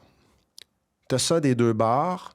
La violence politique, quel type de violence politique aussi? Est-ce que tu manifestes, tu casses des choses dans la rue ou tu tires sur des gens? Tu sais, il y a des degrés de violence politique aussi. Mais si Trump gagne, c'est super serré, il va y avoir des contestations, des demandes de recomptage de la part du camp Harris. On va être dans une période d'incertitude. Est-ce qu'on a quelque chose qui ressemble au 6 janvier 2021? Je ne sais pas, mais ça va brasser dans ce pays-là. Ça va brasser aussi. Ouais. Ça risque de brasser dans ce pays-là aussi. Si c'est Peu importe ça qui le se passe. résultat, si c'est serré, ça va brasser. En fait, pour la démocratie américaine, le souhait, là, ce serait que la victoire soit plus nette. Ouais. La plus nette, qu'elle soit nette, la victoire, qu'elle soit claire. Évidemment, on peut avoir nos préférences après ça, là. Mais si la victoire est plus claire qu'on pense mardi la semaine prochaine, si c'est Trump qui gagne, c'est clair, Harris va concéder. Ouais. Puis il va y avoir des frustrations, il va y avoir des manifestations, mais pour les risques de violence politique, ce qu'on souhaiterait, c'est que la victoire soit claire, mais c'est pas ce que les sondeurs prévoient. Donc après ça, là, achetez du popcorn, puis achetez de l'alcool si vous n'êtes pas capable de vous endurer la semaine prochaine. Parlons-en. Fait que mardi, l'élection. Mardi, tout le monde, accrochez-vous à votre téléviseur. Ouais. Mais j'ai comme 3 questions. Go. Premièrement, qu'est-ce qu'on sait des votes par anticipation qui sont déjà en cours et qu'il y a un turnout, en français, une présence, Un taux de participation comme record en ce moment. Ouais. Qu'est-ce que ça nous dit, ça? Rien. Rien du tout. Ah ouais. On peut pas... Tu sais, c'est Nate Silver qui le dit, là. C'est un des experts des élections américaines qui a écrit un texte là-dessus. Lui, il a regardé le vote par anticipation lors des élections précédentes. Et puis, c'est super intéressant. Il y a un tableau dans son article. On peut le trouver sur son site qui s'appelle Silver Bulletin. Et ce qu'il dit, c'est que des fois, le vote par anticipation nous donne une bonne indication du résultat final de l'élection. Ça dépend des États. Il y a des États où, à ce stade-ci, tu regardes le vote par anticipation, puis tu compares au vote final. Puis tu dis, OK, c'est à peu près équivalent. Ça se ressemble. Mais il y a des États où ça se ressemble pas pantoute, dans le fond. Fait que ce qu'il dit, c'est prudence, regardons ça, mais n'en tirons pas trop de conclusions à ce stade-ci. Puis là, les deux partis, en fait, ce qu'ils font, c'est le contraire. Ils disent que ça les avantage. Ben oui. Ça va bien, tu sais, parce que les démocrates vont dire hey, ça va bien, il y a beaucoup de femmes qui ont voté. Ouais. Je voyais des tableaux sur CNN, je pense, hier. Là, ils montraient des tableaux à l'écran, puis ils disaient dans le vote par anticipation, pour l'instant, il y a 55 % de femmes qui ont voté, 44 % d'hommes. C'est une bonne nouvelle pour les démocrates parce que les femmes votent davantage démocrates. Mais en fait, ça veut peut-être plus dire que les femmes républicaines vont davantage aller voter le 5 novembre. Mm-hmm. Tu sais, au fond, ce qui va compter, c'est à la fin de tout ça, il y a eu combien de votes? Le total de au total. Tout, c'est ça. Ouais. Parce que là, il peut y avoir une bonne sortie de vote par anticipation, puis elle est forte. Là. Ouais. Le vote par anticipation est très élevé. Là, je ne sais plus, on est rendu à combien? 65 millions, peut-être. Mais ça 60. peut être plusieurs raisons pourquoi le vote par anticipation est élevé. Ben, c'est que le vote par anticipation est devenu plus populaire maintenant. Depuis la pandémie. Ouais. Pendant la pandémie, les gens ont découvert ça. Ouais. Nate Silver, d'ailleurs, dit dans son article, moi, je votais jamais par anticipation. Puis il dit, j'étais à New York, puis je suis passé devant mon bureau de vote, puis j'ai vu que c'était possible de voter aujourd'hui. Fait que je suis entré pour tester ça. Je suis entré, je suis sorti, ça a pris 5 minutes. Ouais. Je dis, la prochaine fois, je vais voter par anticipation. Je l'avais jamais fait. Et ça m'a donné l'idée d'écrire le texte sur le vote par anticipation. Puis c'est super intéressant. Il dit honnêtement, prenez ça avec des pincettes. Mais la game des deux parties, c'est de dire hey, ça va bien, on continue. Susciter l'enthousiasme, mais il faut continuer, il faut aller voter massivement. On est vraiment en bonne position pour gagner. J'aimerais ça te dire ce que ça veut dire, mais je m'en remets à Nate Silver, puis j'ai épluché ça un petit peu, puis on le sait pas trop. Je comprends. On le sait pas trop, puis tu sais, il y a 50 systèmes électoraux aux États-Unis. Fait que, tu sais, le vote par anticipation, parfois, est plus fort dans un État en particulier parce que la période de vote par anticipation est plus longue que dans l'État voisin. Fait que c'est très difficile de... Tu sais, on a hâte de savoir ce qui va se passer. Fait qu'on prend toutes les données qu'on a, puis on essaie de savoir, on essaie d'avoir une meilleure idée, mais pour le vote par anticipation, moi, je reste assez prudent pour l'instant. Deuxième question. Oui. Qu'est-ce qu'on sait des sondages actuellement? Écoute, il y a plusieurs sites qu'on peut consulter, là, mais je vais peut-être parler de Real Clear Politics, qui est celui que je consulte le plus régulièrement. Puis de toute façon, c'est à peu près la même chose sur à peu près tous les sites. Real Clear Politics font des moyennes de sondage. Ils excluent les sondages pas fiables, ils font une sélection. Et ce qu'on voit, c'est que c'est vraiment à égalité, là. Il n'y a même pas un point d'écart entre les deux candidats à l'échelle nationale. Puis s'il y avait juste ça à dire, quand on regarde dans les 7 États clés de l'élection, les 7 États clés, on les connaît, Pennsylvanie, Michigan, Wisconsin, Arizona, Nevada, Georgie, Caroline du Nord. Il y a peut-être d'autres États où ça va être intéressant, mais en principe, si la tendance se maintient, c'est dans ces 7 États-là que ça se joue. Si on regarde les moyennes de sondage, les intentions de vote dans ces 7 États-là, souvent, il y a 1 % d'écart entre les deux, souvent même pas 1 % d'écart entre les deux. Donc, flip a coin, on n'a aucune idée de ce qui va se passer le 5 novembre. Puis c'est rare que c'est comme ça, là. Puis en fait, dans le passé, il y avait de grands écarts. Les sondeurs se sont trompés royalement lors de certaines élections. En 2016, 2020, les sondeurs avaient sous-estimé les appuis à Trump. 2012, ils avaient sous-estimé les appuis à Barack Obama. 2022, lors des élections de mi-mandat, les sondeurs ils croyaient que les républicains... allaient sortir mieux que ça. Allaient peut-être même tout casser à ces élections-là. Finalement, les démocrates ont sauvé la mise, ont gardé le contrôle du Sénat. Fait que, c'est quoi la réponse? Qu'est-ce qui se passe? Est-ce que là, les sondeurs sous-estiment les appuis à Trump ou ils sous-estiment les appuis à Harris? Je ne le sais pas. On le sait même pas, c'est ça. Je ne sais pas. Mais ce que je dirais, puis après ça, on pourrait évoquer les scénarios là, pour... la prime à l'urne des deux candidats, C'est la troisième question. Parfait, on va y venir. Mais ce que je dirais avant qu'on parle des primes à l'urne possibles, je dirais que s'il y a une prime à l'urne de 2 à 3 % dans un sens ou dans l'autre, parce qu'on est à égalité dans les 7 États clés de l'élection, ça se peut que ça aille plus vite qu'on pense mardi. Tu sais, mettons, on sous-estime les appuis à Trump de 2-3 %, pas impossible. Peut-être qu'on réalise assez vite en soirée qu'il est en super bonne position pour gagner les 7 États clés de l'élection. Puis ça, au collège électoral, ça donne une victoire nette, là. C'est plus de 300 votes au collège électoral sur les 538 disponibles. Par contre, si c'est plus serré, écoutez ça. Si, mettons, Harris gagne la Pennsylvanie, le Michigan, le Wisconsin, mais elle perd les 4 autres, dont j'ai parlé tantôt. Au collège électoral, ça donne 270 pour elle, 268 pour Trump. C'est ça. C'est ça, il y a 3 États qui peuvent valoir plus que les 4 autres. Oui, c'est ça. En fait, c'est la Pennsylvanie qui est l'État clé des États clés. Parce qu'il compte pour plus de votes au collège électoral. Puis, tu sais, au fond, les gens qui nous regardent connaissent peut-être le collège électoral, le système, là, mais je vais dire rapidement comment ça marche. Il y a 538 votes au collège électoral disponibles mardi. Chaque État compte pour un nombre plus ou moins grand de votes au collège électoral. Puis sur les 7 États clés dont j'ai parlé tantôt, la Pennsylvanie est celui qui compte pour le plus grand nombre de votes au collège électoral dans les 7 États dont on parle. Si Harris gagne la Pennsylvanie, il y a plein de combinaisons possibles à 3 États sur les 7 qui lui permettent de gagner la présidence. Si elle perd la Pennsylvanie, elle a besoin d'une combinaison. Il y a une combinaison de 3 États possibles, là, mais moi, je pense pas que c'est une grande probabilité. Mais si elle perd la Pennsylvanie, souvent, ce qu'on voit, c'est qu'elle a besoin de 4 des 7 États pour gagner la présidence. Puis ce qui est embêtant pour elle, c'est que si tu regardes les moyennes sur le site Real Clear Politics, là, Trump était, j'ai pas regardé ce matin, mais souvent, dans les derniers jours, il était en avance c'est rien, là, c'est 0,4 %, mais souvent, on voit qu'il est légèrement favori dans les 7 États clés de l'élection. Des fois, c'est dans 5 sur 7, des fois, c'est dans 4 sur 7, des fois, c'est dans 6 sur 7. Je vois pas où elle peut en gagner 4 pour l'instant. Elle a besoin de la Pennsylvanie, selon moi. Et puis, si elle gagne Pennsylvanie, Michigan, Wisconsin, ça marche, mais c'est une des élections les plus serrées de l'histoire. Ouais. Et si c'est serré, Trump va... En fait, ce que Trump risque de faire le soir de l'élection, c'est un peu comme en 2020.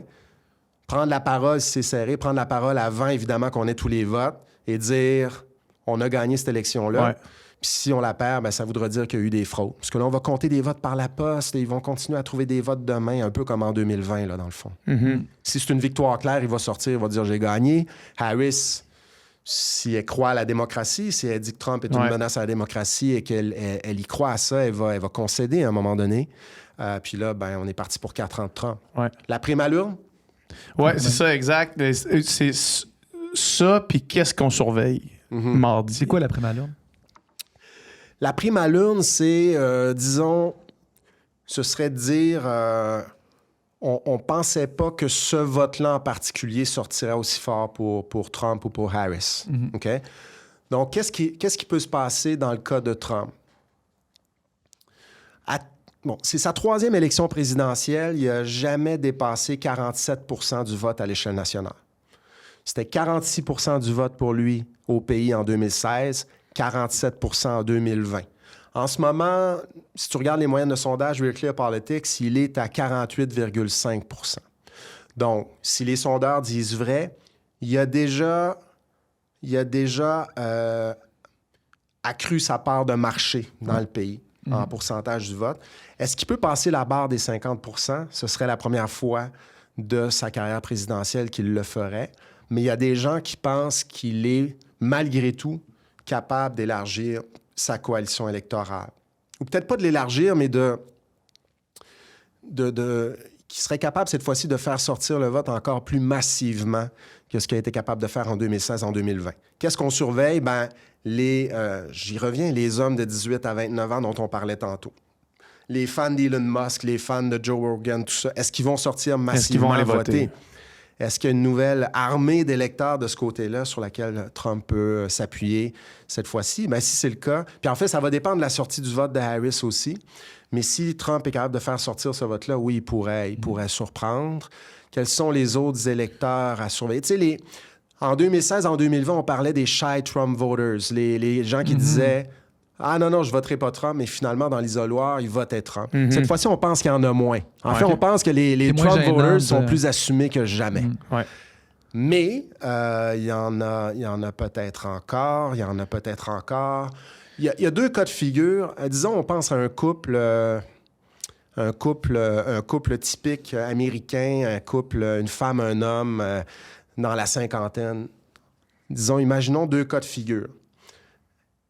Une électrice qui dit « Moi, je peux pas voter républicain cette fois-ci parce que j'aime pas ce qu'ils font sur l'avortement. » Qu'est-ce que t'en penses, chérie? Il va dire « Ben non, c'est sûr. » Puis il va être dans l'isoloir, puis il va voter... comme tromper ta blonde, là. On va voter démocrate, t'as raison, chérie. Mais une fois dans l'isoloir, ça dit hey, « Moi, c'est l'économie, mes baisses d'impôts. C'est fuck, là, je vote Trump, je le dirai à personne. » Premier cas de figure. Si c'est ça qui se passe, ben oui, il y a peut-être une prime à l'urne pour Trump. Mais l'autre cas de figure est possible conseille aussi une une thérapie de couple là, à ce couple-là. Là, c'est ça. Tu sais, annule pas mon vote. Ouais. Mais l'autre cas de figure est possible aussi. D'ailleurs, il y a une publicité de Harris et Walz. C'est ça, c'est la petite mise en scène. C'est 2 couples de Trumpistes qui se rendent, 2 couples d'amis de Trumpistes qui se rendent au bureau de vote. Puis là, le gars dit à sa femme... OK, on vote du bon bord. Ouais. Puis les 2 conjointes se regardent, elles votent en même temps, elles se regardent, elles se font un clin d'œil, puis elles votent Harris. Ouais. En raison du fait que, je sais pas, elles aiment pas les politiques républicaines sur l'avortement. Puis là, les 2 électrices sortent du bureau de vote, disent alors, puis là, leur mari disent « C'est fait? » Puis là, les électrices disent « Oui, c'est fait. » Elles se regardent, un petit clin d'œil, puis elles partent. Donc, il peut y avoir une prime à l'urne dans ce sens-là aussi. Fait qu'on, on n'a aucune idée. Ouais. Puis là, tu parles des électeurs, les primes à l'urne pour Donald Trump, mais tu sais, avec les électeurs, les jeunes hommes qu'on parlait tout à l'heure. Ouais. En même temps que ces jeunes hommes-là sont passés de 16 à 18 ans puis qui maintenant ont leur premier vote, il y a aussi des jeunes femmes qui ont passé de 16 à 18 ans qui, là, c'est leur premier vote. T'sais. Exactement. Donc, il y a quand même une balance. Puis est-ce que cet électorat-là, parce qu'on n'en parle pas vraiment, c'est-tu un électorat important aussi? C'est un électorat important. Ça avait été un électorat important en 2022, là, lors des élections de mi-mandat. C'est pas le seul facteur, mais c'est un des facteurs qui a permis... T'sais, les démocrates parlaient de l'avortement, les droits reproductifs, la pilule contraceptive. Ils vont aller encore plus, ils disaient, les républicains vont aller encore plus loin sur ces questions-là. Donc, il faut aller voter. Pour la sortie du vote, ça avait été payant, entre guillemets, en 2022. Puis les démocrates espèrent que ça va être encore le cas en 2024. Puis c'est pas pour rien que Harris, Walz ont parlé beaucoup d'avortement durant cette campagne-là. Si tu regardes, disons, là, les enjeux, les deux enjeux les plus importants de cette élection-là, les deux questions de l'urne, c'est l'économie, l'économie et l'immigration à la frontière américano-mexicaine. Les deux enjeux les plus importants pour le plus grand nombre d'Américains. Et sur ces deux questions-là, c'est Trump qui est le candidat favori. Puis ensuite, dans la liste d'enjeux importants, tu as l'avortement, les soins de santé, quel est l'avenir d'Obamacare, ces choses-là. Sur ces questions-là, ce sont les démocrates qui sont favoris. Mais si on parle de la prémalurne possible pour Trump, je citerais James Carville, là, qui était l'architecte de la victoire de Bill Clinton à la présidentielle de 1992, un conseiller de Bill Clinton qui disait durant cette campagne-là « It's the economy, stupid ». Les Américains et Américaines parlent de plein d'affaires, mais à la fin de la journée, là, ce qui compte, c'est le portefeuille, c'est l'économie. Et cette fois-ci, malheureusement pour Biden et Harris, Trump est le candidat favori sur l'économie. L'inflation fait mal. Et il y a beaucoup de gens qui vont peut-être se dire « Ouais, j'aime pas nécessairement ce qu'ils font sur l'avortement, mais là, je vais quand même voter pour eux parce que c'est l'économie qui compte pour moi. » Puis après, est-ce que Trump va être meilleur sur l'économie? Oui, c'est ça. C'est une autre question. On verra, mais oui, ça, c'est... Sur les enjeux, ça, c'est déterminant. En fait, ce qu'il faut surveiller, c'est est-ce qu'effectivement, le bilan économique désastreux de Biden tire Harris vers le bas mardi prochain. Ouais. Puis, tu sais, tu as les gens plus fortunés au sein de la société américaine aussi vont penser à leur réduction d'impôts. Trump promet de prolonger des réductions d'impôts pour eux, les Elon Musk de ce monde. Tu sais, il y a beaucoup de gens de Silicon Valley qui veulent voter J.D. Vance, Trump, pas parce qu'ils sont d'accord avec eux sur toutes sortes d'affaires, mais parce que les baisses d'impôts sont importantes pour leur entreprise, pour leur portefeuille. Ouais. Il y a toutes sortes de... C'est vraiment, vraiment compliqué, en fait, d'expliquer le comportement électoral. Il y a toutes sortes d'affaires dont on doit tenir compte. Mais quand on sent qu'il y a une tendance, tu sais, je me souviens, mettons, exemple, je me souviens l'époque Jack Layton au Canada, là, tu sais, que là, il y avait une campagne, puis là, on sentait qu'il y avait un vent de quelque chose, puis on sentait qu'il montait dans les sondages, puis là, à l'urne, pow, tu sais. Ouais. Puis là, si on regarde la trajectoire où on s'en va, mettons, là, des semaines ou des mois, en fait, quand Harris est arrivée dans la course, là, elle avait une avance. Puis là, quand on regarde la trajectoire de ça, là, tranquillement, Trump regagne du terrain. Ouais. Fait que est-ce qu'on peut penser que cette trajectoire-là, à l'urne, est accrue, ou pas nécessairement? Oui, le fameux momentum en fin de campagne. Là. Parce que le timing, c'est ça, il est ultra important. Si l'élection avait eu lieu il y a un mois, oui, c'est ça. Ça aurait été vraiment moins serré, j'ai l'impression. Là, oui, sauf que ce qui est particulier aux États-Unis, je vais répondre à l'affaire du momentum, la question du momentum. C'est Trump qui a le momentum dans le dernier droit de cette campagne-là, c'est clair. Je pense que, en fait, tout le monde on le voit dans les sondages. Puis, tu sais, il y a Nate Silver, je parlais de Nate Silver tantôt, tu sais, tout le monde disait la même chose. On ne sait pas trop ce qui va arriver, mais c'est une question de feeling. Il y a une chanson là, qui c'est une question de feeling. Puis, au fond, c'est une affaire de feeling rendu là. Comment tu la feels, cette élection-là? Ouais. Puis là, Nate Silver dit, moi, mon feeling, c'est que Trump a le momentum, l'économie de l'avantage, tout ça. James Carville, dont je parlais tantôt, dit, moi, mon feeling, c'est qu'Harris va gagner. J'en suis pas sûr, mais dans le dernier droit, Trump a le momentum. Sauf que, c'est ça que je voulais dire. Tu disais, si l'élection avait eu lieu il y a un mois, Harris aurait gagné.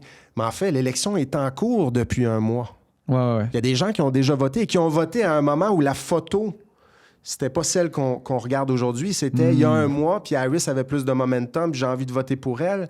Fait que, tu sais, il y a des votes. Le vote est en séquence, il est dans la durée.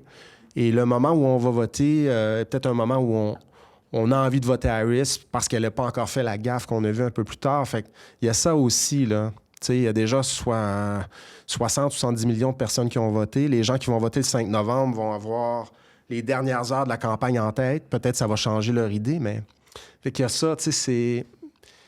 Alors, oui, il y a du vote par anticipation ici aussi, mais aux États-Unis, c'est considérable. Puis toi, ton feeling, c'est quoi? J'ai envie de... Je vous pose la question avant, puis je me mouille après, OK? C'est bon. Mais je vais me mouiller. Bon. Ouais. Mais je voulais vous la poser, la question d'entrée de jeu. C'est quoi votre feeling, vous autres? Ben moi, mon feeling, là, justement, une couple de semaines, puis j'avais même entendu, je me souviens plus, je pense que c'était le bon vieux Raphaël Jacob, là, à radio. Ouais. Il me semble qu'il avait dit quelque chose du genre, en ce moment, avec les chiffres, l'avance que Harris a de l'histoire des États-Unis, cette avance-là, où, ben, tu sais, dans les États clés, les démocrates ont toujours gagné quand il y avait cette avance-là, tu sais. Puis, ben là, aujourd'hui, on voit que cette avance-là n'existe plus. Non. Moi, ben c'est ça. Moi, mon feeling, c'était que moi, j'étais même pas stressé, là, une couple de semaines. J'étais comme, Harris va rentrer, ça va bien aller. Puis là, j'ai le feeling J'ai le feeling que Trump va rentrer. T'as le feeling que Trump va rentrer, Ouais. OK? Ouais. PH? Moi, c'est le contraire. Ah! OK. Ouais, moi, c'est le c'est contraire. J'ai l'impression que... Puis là, écoute, je suis ça vraiment... Évidemment, beaucoup moins que toi, mais peut-être un petit peu plus que la moyenne des gens ici. Puis, ben, au Québec, là, c'est comme une drôle de passion, en fait, là, que j'ai.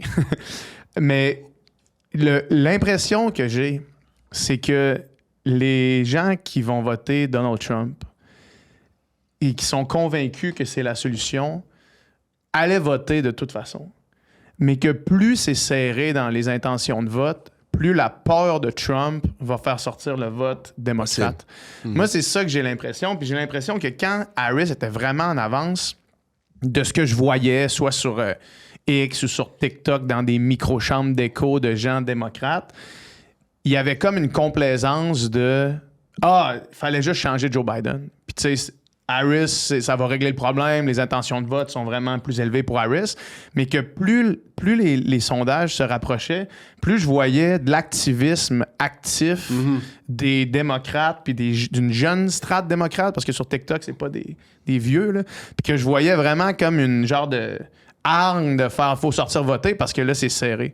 Puis l'impression que j'ai, puis aussi en écoutant un peu, c'est que plus c'est serré, plus le vote démocrate va sortir, parce que le vote républicain, il allait sortir de toute façon. Ouais. Dans la limite où est-ce que le monde, il voulait Trump, puis il allait voter Trump, puis les démocrates, en pensant que Trump avait pas de chance de rentrer, ils seraient pas allés voter, mais que plus c'est serré, plus ça va sortir. Fait que mon feeling, c'est qu'on risque d'être surpris du vote démocrate mardi. OK, non? OK. Peut-être que je suis dans le champ. Mais, ouais, peut-être, mais tu sais, je veux dire, pour des républicains, Harris, c'est autant le diable que Trump l'est pour les démocrates. Oui, mais Ça c'est va lui plus coûter aussi, plus... Il vote plus pour Trump que contre Harris. J'ai l'impression. Tandis que les démocrates veulent voter contre Trump. Puis là, le fait que c'est serré, j'ai l'impression que ça motive ça galvanise les troupes. Le fait que ce soit serré, oui, je pense que ça peut aider à faire sortir le vote, c'est clair. Le sentiment d'urgence. Le vote démocrate. Ouais. Le vote démocrate. Hey, on est en train de l'échapper, là. Let's go, là. Puis ça peut... En fait, ça a un effet aussi sur le travail des bénévoles en ce moment. Ouais.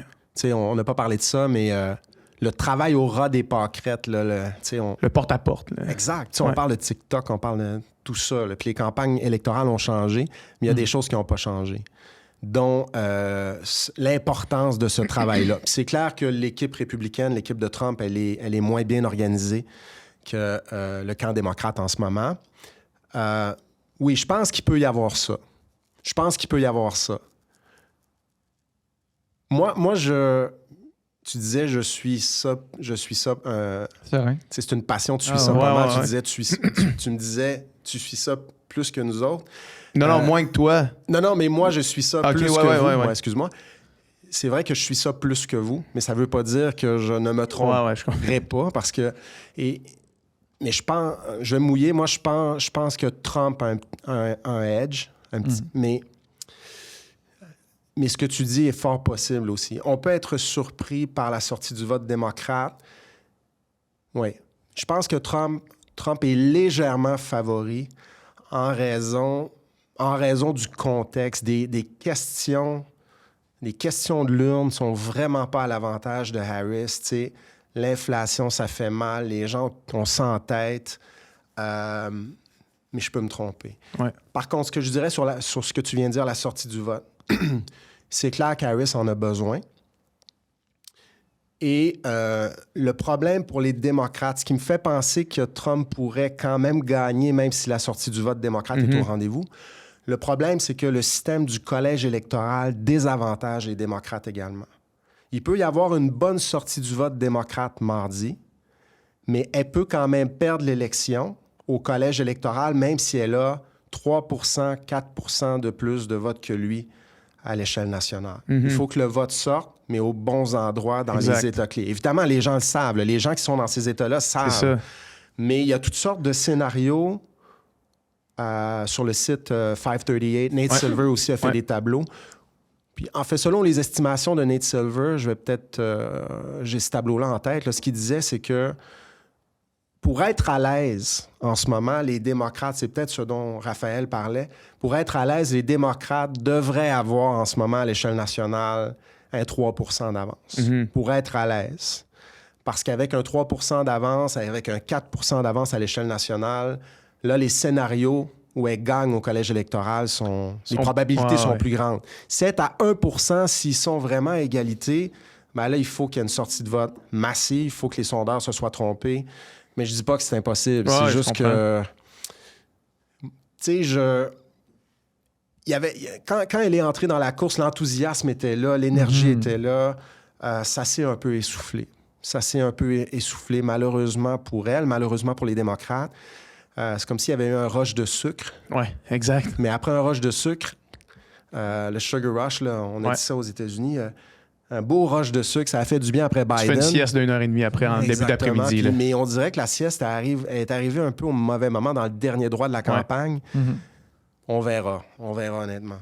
Je peux me tromper. J'aime ta théorie, par contre, parce que, oui, quand c'est serré, on a un peu plus une urgence d'agir, probablement. Ouais. On est moins assis sur nos lauriers. On dirait que de toute façon, je peux ne pas aller voter ce jour-là. Regarde, elle a une belle avance dans les sondages. Ouais. Mais on dirait que j'ai confiance aussi en le fait parce qu'on en parlait hier de Joe Rogan puis de l'entrevue de Trump et tout, puis on dirait que moi j'ai quand même vraiment confiance que ces jeunes hommes-là vont pas voter. J'ai déjà été un jeune homme de début vingtaine qui avait des idées politiques mais qui prenait pas action puis qui dans le fond écoutait des affaires, était d'accord ou non avec des trucs, mais activement au quotidien, il m'en crissait bien raide, tu sais. Puis c'est une grosse base. Puis tu sais, je veux dire, le fait qu'il aille à Joe Rogan, les auditeurs de Joe Rogan, 90% votaient déjà républicains. Tu sais, ça change quoi? Ça change rien. Moi, ça m'a fait peur, man, parce que j'ai cliqué de un... Comme quand j'ai cliqué dessus, il était sorti depuis 2 jours. Pas besoin d'avoir peur, mais... Genre, t'as pas besoin de stresser ni d'avoir peur. Non, mais j'ai une façon de parler, là. Mais... Après 2 jours, il y avait comme déjà 30-40 millions de views sur les vidéos, là, ce qui est quand même... Mais beaucoup de monde comme toi qui sont curieux aussi. Là, ouais, puis du monde partout dans le monde aussi. À l'international, c'est ça. Mais l'écouter parler dans ce contexte-là, vu que c'est une discussion plus qu'une entrevue ou plus qu'un journaliste qui va poser des questions de fond sur les enjeux, là, c'est comme on jase, on discute de UFC, on discute de plein d'affaires. Ben, moi, qui est loin d'être pro-Trump, je l'écoutais parler, puis j'étais comme... Il a de l'air d'un... C'est un funny guy, puis il a de l'air, ben, tu sais... Ouais, puis c'était... Genre, tu sais, juste de l'écouter parler dans un contexte comme ça, il a gagné de la sympathie auprès de moi, qui est vraiment pas son public cible. Ben, tu sais, je veux dire, qui est pas... qui aurait jamais... Tu sais, qui voterait jamais pour lui, là, tu sais, mettons. Fait que je me dis... Il suffit qu'il y ait assez de gens qui regardent ça et que ça l'humanise un peu, qui n'auraient pas été portés à voter pour lui. Ça peut peut-être faire bouger les cartes. Là, t'sais. Oui, absolument. Puis, tu sais, si les sondeurs disent vrai, là, c'est une élection qui pourrait se jouer, pas par quelques dizaines de milliers de votes quelques États clés Ouais. d'élection. Ça pourrait se jouer par quelques centaines de votes dans un État. Ouais. Puis, on ne pourra jamais dire c'est le balado de Joe Rogan qui a fait la différence. Ouais. Mais en 2000, c'est ça qui est arrivé. Hein? L'élection s'est jouée par 537, pas 15 000, 537 votes C'est fou. en Floride. Ouais. Écoute, C'est n'importe quoi peut être 537 C'est fou, votes. hein. Là. N'importe quoi peut faire changer 537 personnes. là, je lisais un article hier. Ce podcast-ci peut faire changer Faisait pas 100 beau. votes. Moi, je pense que Faisait c'est ça beau, le pas beau cette podcast. journée-là. Ouais, c'est ça. Hey, imagine s'il y a 100 votes finalement dans un État qui a beaucoup de francophones. Là. Ouais, c'est ça. Oui, c'est ça, la communauté francophone de la Pennsylvanie Ouais. a écouté le balado. Il y a 100 votes. 100 votes. Mais c'est ça. Je lisais un article où on disait c'est tellement serré que oui, les gens ont l'impression que c'est cette petite affaire-là qui peut, Ouais, je comprends. faire pencher la balance. Tu sais, l'article disait les gens sont tellement stressés qu'ils voient une pancarte sur le gazon du voisin, puis ils ont l'impression que c'est cette pancarte-là qui va faire pencher la balance dans l'état clé de l'élection. Elle n'était pas là. Ah, j'espère que Seth l'a pas vu, puis j'espère que Nadine l'a pas vu, parce que je pense qu'ils ne voulaient pas aller voter, puis là, s'ils voient la pancarte, ils vont aller voter. Ouais. Est-ce que c'est... Il y a vraiment cette grosse nervosité-là dans le pays, parce que c'est très serré, puis on connaît les enjeux, là. Mhm. Tu sais, les tensions sont vraiment prononcées. Les risques de violence politique, on en a parlé tantôt, sont à prendre grands, en considération, sont grands. Et puis oui, c'est peut-être le L'élément qui va balado de changer. Joe Rogan. Puis t'as raison là-dessus, t'as raison sur un truc. C'est ça, Trump aussi, c'est qu'il y a 8 J.D. Vance, on disait tantôt, mais il y a 3-4 Donald Trump aussi. Ouais. Puis il est capable, dans un balado comme ça, d'être calme, de Poser des questions. poser des questions. Puis des fois, en fait, il va dans le détail sur certains enjeux, beaucoup plus qu'avant, beaucoup plus qu'en 2016. Tu sais, des fois, il est un peu mêlé, puis des fois, ce qu'il dit, ça c'est faux. Tu sais, c'est pas toujours... ça résiste pas toujours à l'épreuve des faits, mais il est capable quand même d'avoir des conversations soutenu sur certaines questions, même si on peut être en désaccord avec lui, mais tu sais, sur les tarifs commerciaux dont je parlais tantôt, là, ça, c'est un enjeu qui lui tient à cœur, puis il est capable d'en parler. On peut être en désaccord, les économistes disent que ça n'a pas de sens, sa théorie, mais puis dans ce balado-là, c'est un peu ça qu'il faisait. Ben, ça permet, tu sais, mettons quelqu'un qui verrait juste Donald Trump à travers le filtre, exemple CNN, ou tu sais, de médias plus de gauche, puis là, qu'il le voit là-dedans, ça le met sous un autre jour pareil. Là, Oui, c'est ça. Puis tu sais, c'est ça, il y a tellement de choses qui peuvent... Tu sais, la candidature de Kamala Harris aussi, c'est une candidature féminine, Mhm. une femme racisée. Tu sais, puis il y a toutes sortes de réflexions sur est-ce que les Américaines sont prêts à élire une présidente. Je pense pas que ça a autant d'effet qu'avant. Je pense pas que c'est un facteur aussi important qu'à l'époque d'Hillary Clinton. Mais encore une fois, dans une élection serrée, C'est les sûr, gens c'est qui une coupe disaient de Hey, vote. ça, là. je pourrais jamais accepter ça. Personne racisée. Ouais. Tu sais, ce qu'elle incarne sur le plan symbolique et identitaire, ça dérange beaucoup de gens aux États-Unis aussi. Ouais. Dans l'article de Robert Pape, dont je parlais tantôt sur la violence politique aux États-Unis, ce qui explique, c'est que cette violence politique à droite, elle provient notamment du fait que ces individus et ces groupes n'aiment pas ce que la société américaine est en train de devenir. Une société multiculturelle, une société... Égalitaire. Oui, puis une société où on a toute la théorie du grand remplacement, là. Cette société n'est plus blanche, plus autant blanche qu'avant. Ces gens-là veulent nous remplacer, veulent prendre nos jobs. Et ça existe aux États-Unis. C'est prononcé.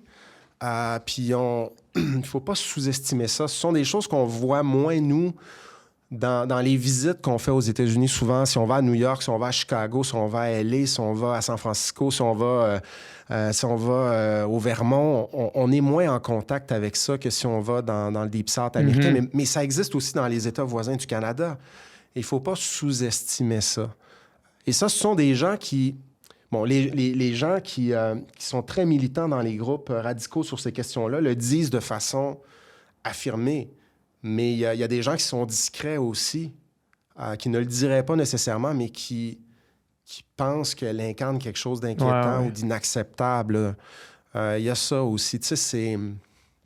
faut pas sous-estimer ça. Pape dit, en tout cas, c'est un des facteurs importants qui explique pourquoi, à droite, il y a un plus grand appétit pour la violence politique aujourd'hui qu'il y en avait avant. Ce sont des gens qui n'aiment pas ce que la société américaine est en train de devenir. Ils se sentent eux-mêmes attaqués dans leur propre intégrité. Oui. Est-ce que le rassemblement de Trump au Madison Square Garden, là, on a parlé rapidement tantôt, puis il y a des choses quand même extrêmes qui ont été dites dans ce rassemblement-là, puis la fameuse blague sur Porto Rico, est-ce que tu penses que ça va avoir un effet sur le vote? Ça peut avoir un effet sur le vote dans quelques États clés. En tout cas, il va falloir surveiller l'effet que ça peut avoir en Pennsylvanie, notamment. Ouais. En Pennsylvanie... Il y a comme 500 000 Puerto-Ricains en Pennsylvanie. Exactement. Hey, c'est pas rien, là. Hey, cette blague-là était sur le téléprompteur. C'était écrit, là, c'était prévu. Là. Fait que l'équipe au complet a vu ça passer, a dit « thumbs up », on fait cette joke-là. Ouais, Trump dit « j'étais pas au courant ». Mais son équipe était au courant, en tout cas. Ouais. C'est fou, là. Imagine penser ça. C'est vraiment, d'un point de vue de stratégie électorale, c'est vraiment pas fort. C'est vraiment pas fort. C'est n'importe quoi. Ouais. C'est n'importe quoi.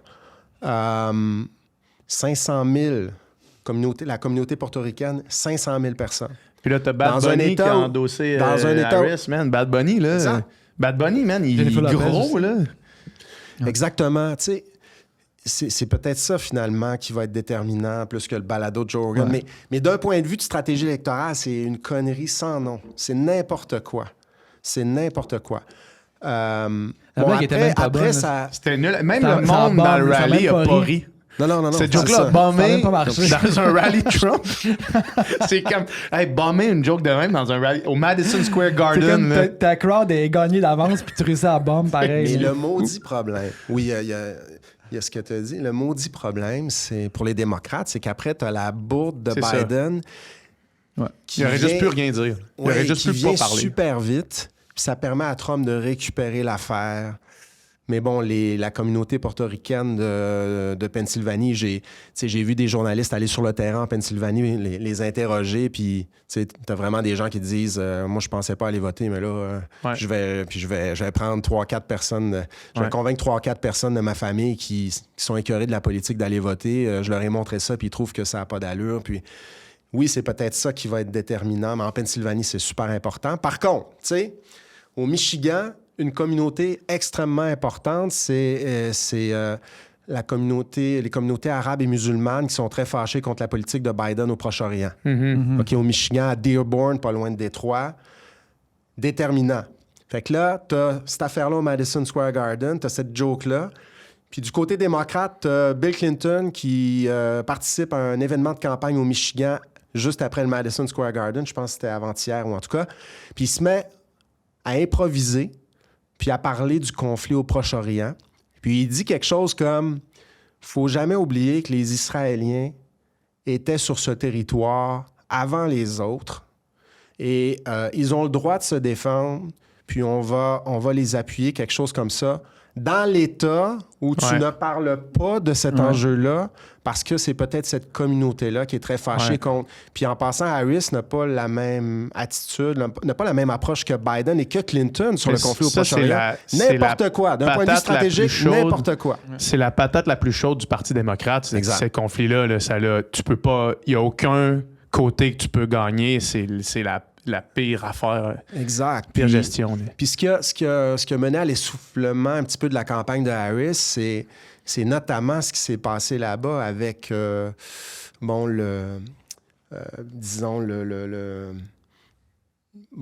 qui s'est passé entre Israël, le Liban. J'ai les mots en anglais en tête, mais le fait que ça brasse encore davantage dans la région, ça permet à Trump de dire, voyez, avec eux, c'est le chaos. C'est le chaos partout, c'est le chaos chez nous, c'est le chaos à l'international. Il y a des migrants partout, ils ont perdu le contrôle du monde. Ça n'a pas aidé. Et c'est une patate chaude. Et Clinton n'a pas d'affaire à faire ça. En fait, c'est ça. À quelques jours de la campagne, c'est ça que je disais cette semaine, je disais, écoute, on est en finale de la Coupe Stanley. 7e game, c'est 3-3. Il reste 2 minutes. Tu mets qui sur la glace? Tu mets pas Bill Clinton, puis tu mets pas Joe Biden. Tu leur dis au vestiaire, puis on se reparle après la game. Rentrez chez vous, attendez les résultats, on se reparle mercredi. Biden va scorer dans son propre but. Ouais. Clinton, ben, il suit pas le plan de match, OK? C'est pas Ouais. man-to-man avec lui. S'il décide qu'il loaf, Ouais. il revient qu'il pas, attend pas ouais. que là-bas, il va l'attendre. Ouais. Puis s'il va la garder alors que quelqu'un de l'autre bord fait un one-timer, il Ouais. la passera pas. Ouais. Il y a des erreurs des deux côtés. À ce moment-ci de la campagne, c'est fou. Je sais pas si vous écoutez le balado Pod Save America. Non. John Favreau, en tout cas, des anciens conseillers de Barack Obama. Quand Harris est arrivé dans le décor, ils étaient super enthousiastes. Puis là, ils sont très nerveux. Puis ils parlaient de l'affaire de Biden. Je sais pas s'ils ont parlé de l'affaire de Clinton, mais ils disent un peu ce que je suis en train de dire. Ils peuvent-tu juste... Rentrer chez Pour eux. Là. nous. Faites Ils juste peuvent rien. juste pas...